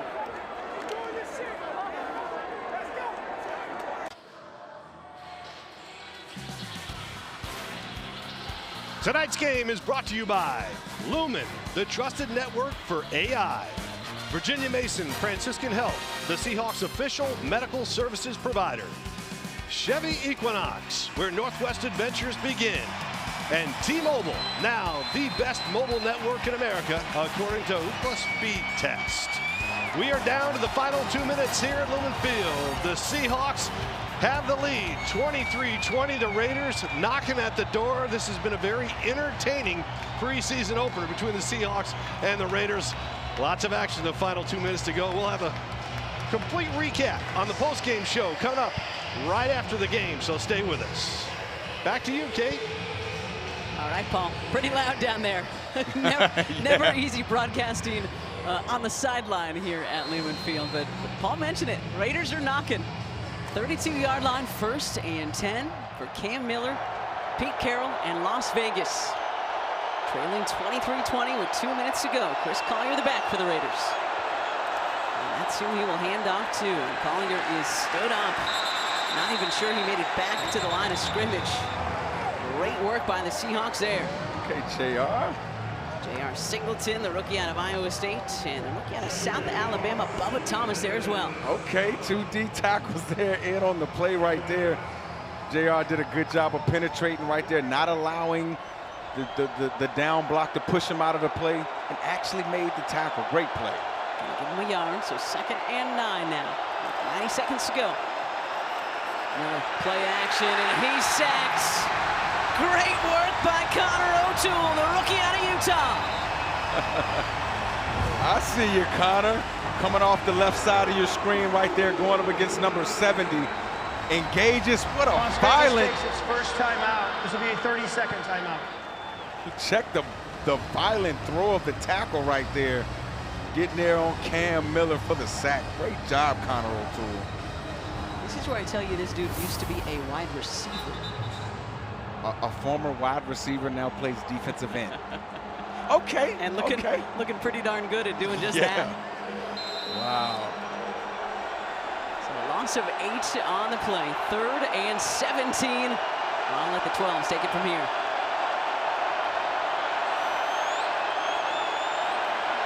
Miller flushed. It's with his tight end, Carter Runyon. Nowhere close. Needs to get to the 22-yard line. So let's see what they do. Their kicker's already made a 56-yarder. Good tackle there by Keedron Callaghan. They're going to bring Carlson back out. Don't worry, everybody who's up late on the East Coast or wherever. Preseason games do not go to overtime. No. He's playing for a tie, Mike Rob? Yeah. Come on. I did not see this coming.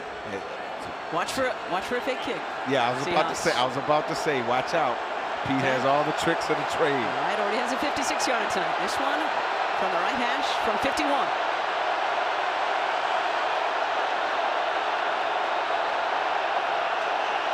Snap is down, kick is up. That's good. And it is right down the middle. And we are tied at 23.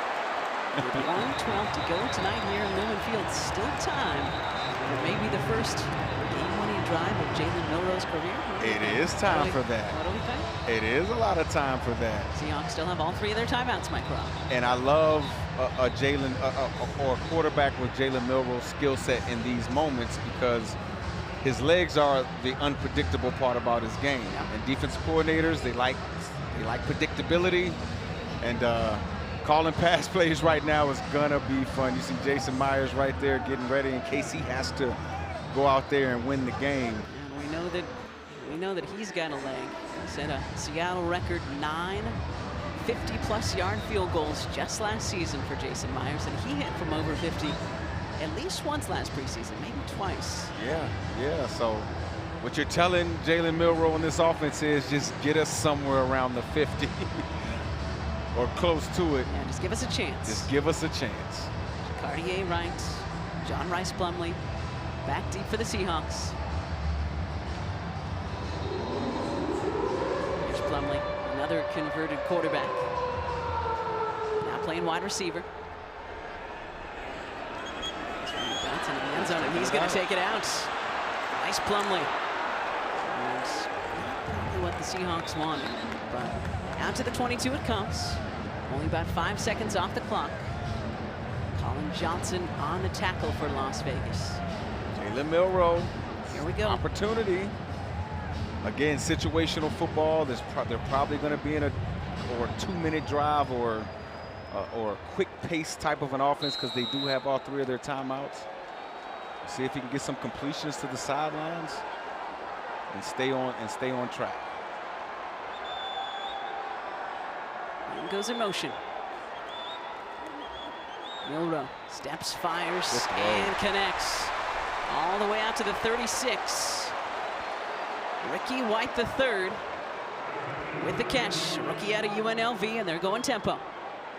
Very decisive throw right there by Jalen Milroe. Milroe flushed.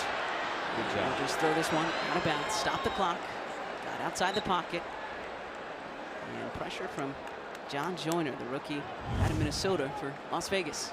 Yeah, just going back to the play before the completion.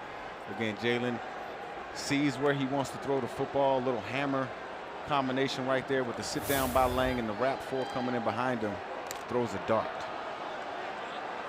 46 seconds to go.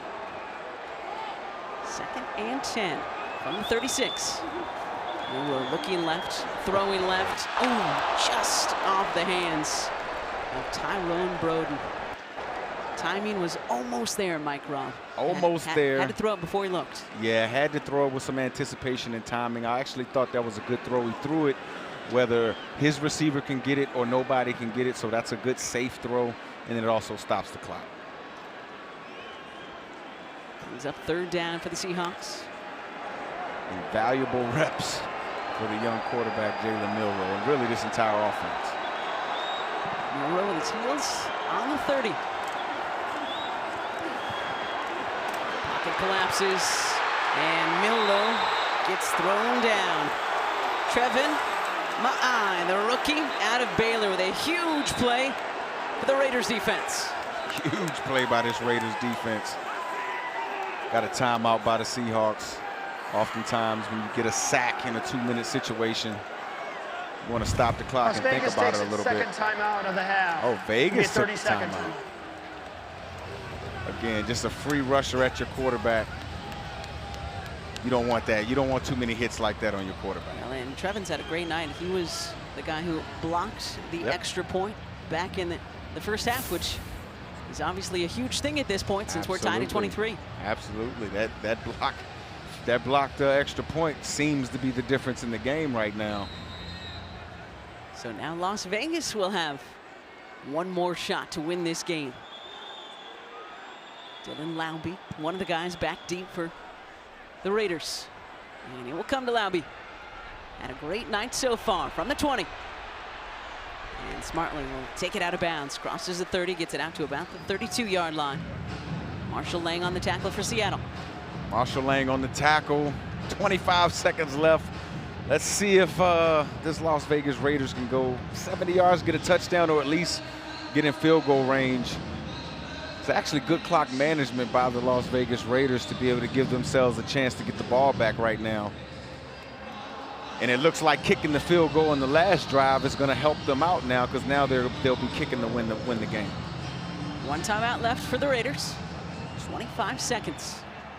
Cam Miller, the rookie out of North Dakota State, in at quarterback. Don't give up the big completion. Keep things in front of you and make the tackle.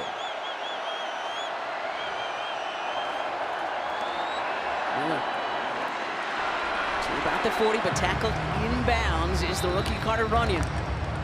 Vegas has got to go quick. Got to go quick.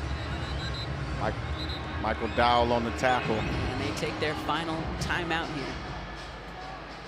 Got the ball to the 39-yard line, so couple more plays. If they go very quickly. Las Vegas takes its third and final timeout. Please put 20 seconds on the game clock. 20.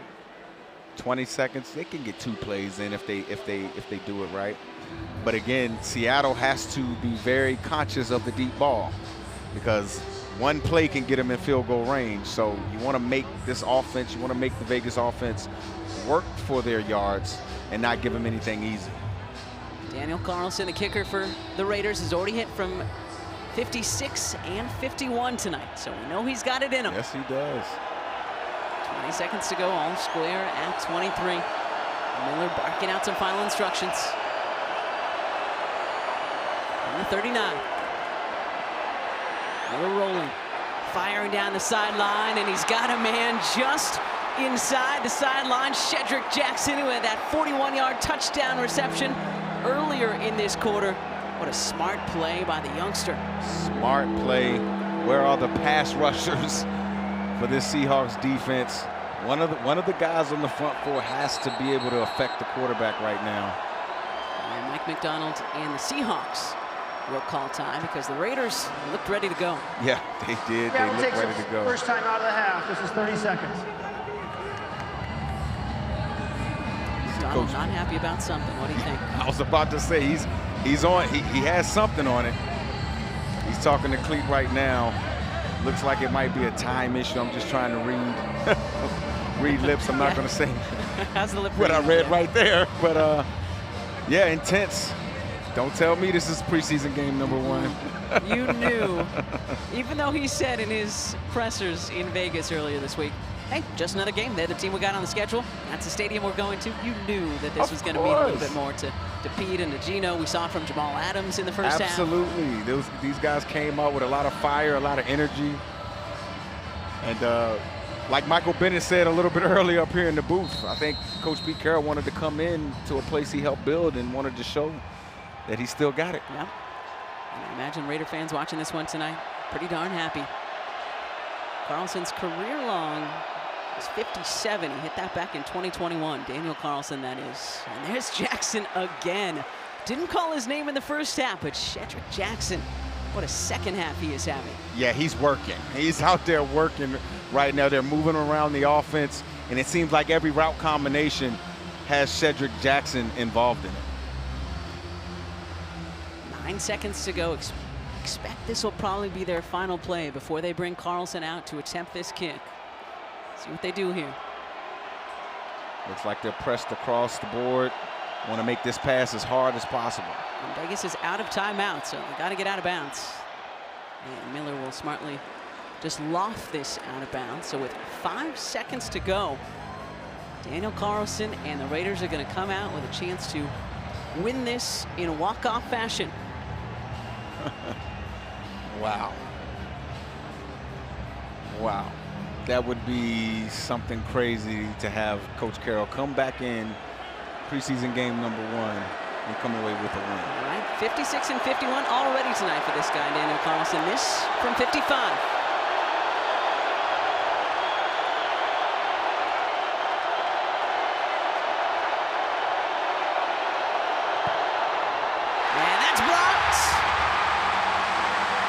This one is going to end in a tie in Seattle. The rookie out of Illinois State, Jalen Gaines. There is no there's no overtime in preseason. The game is over. Okay, Cleet, thank you for interrupting my call. As big number 5'6" gets up and Jalen Gaines blocks that kick.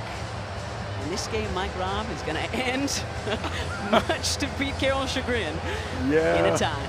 Coach Carroll's like, you ruined my perfect night. I almost had it.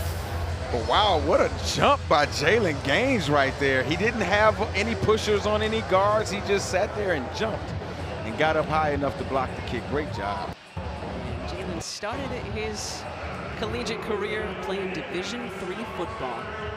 So kids, keep dreaming, baby. Keep dreaming. So a pretty exciting preseason opener for both the Seahawks and the Raiders tonight. Very exciting for both Seahawks and the Raiders.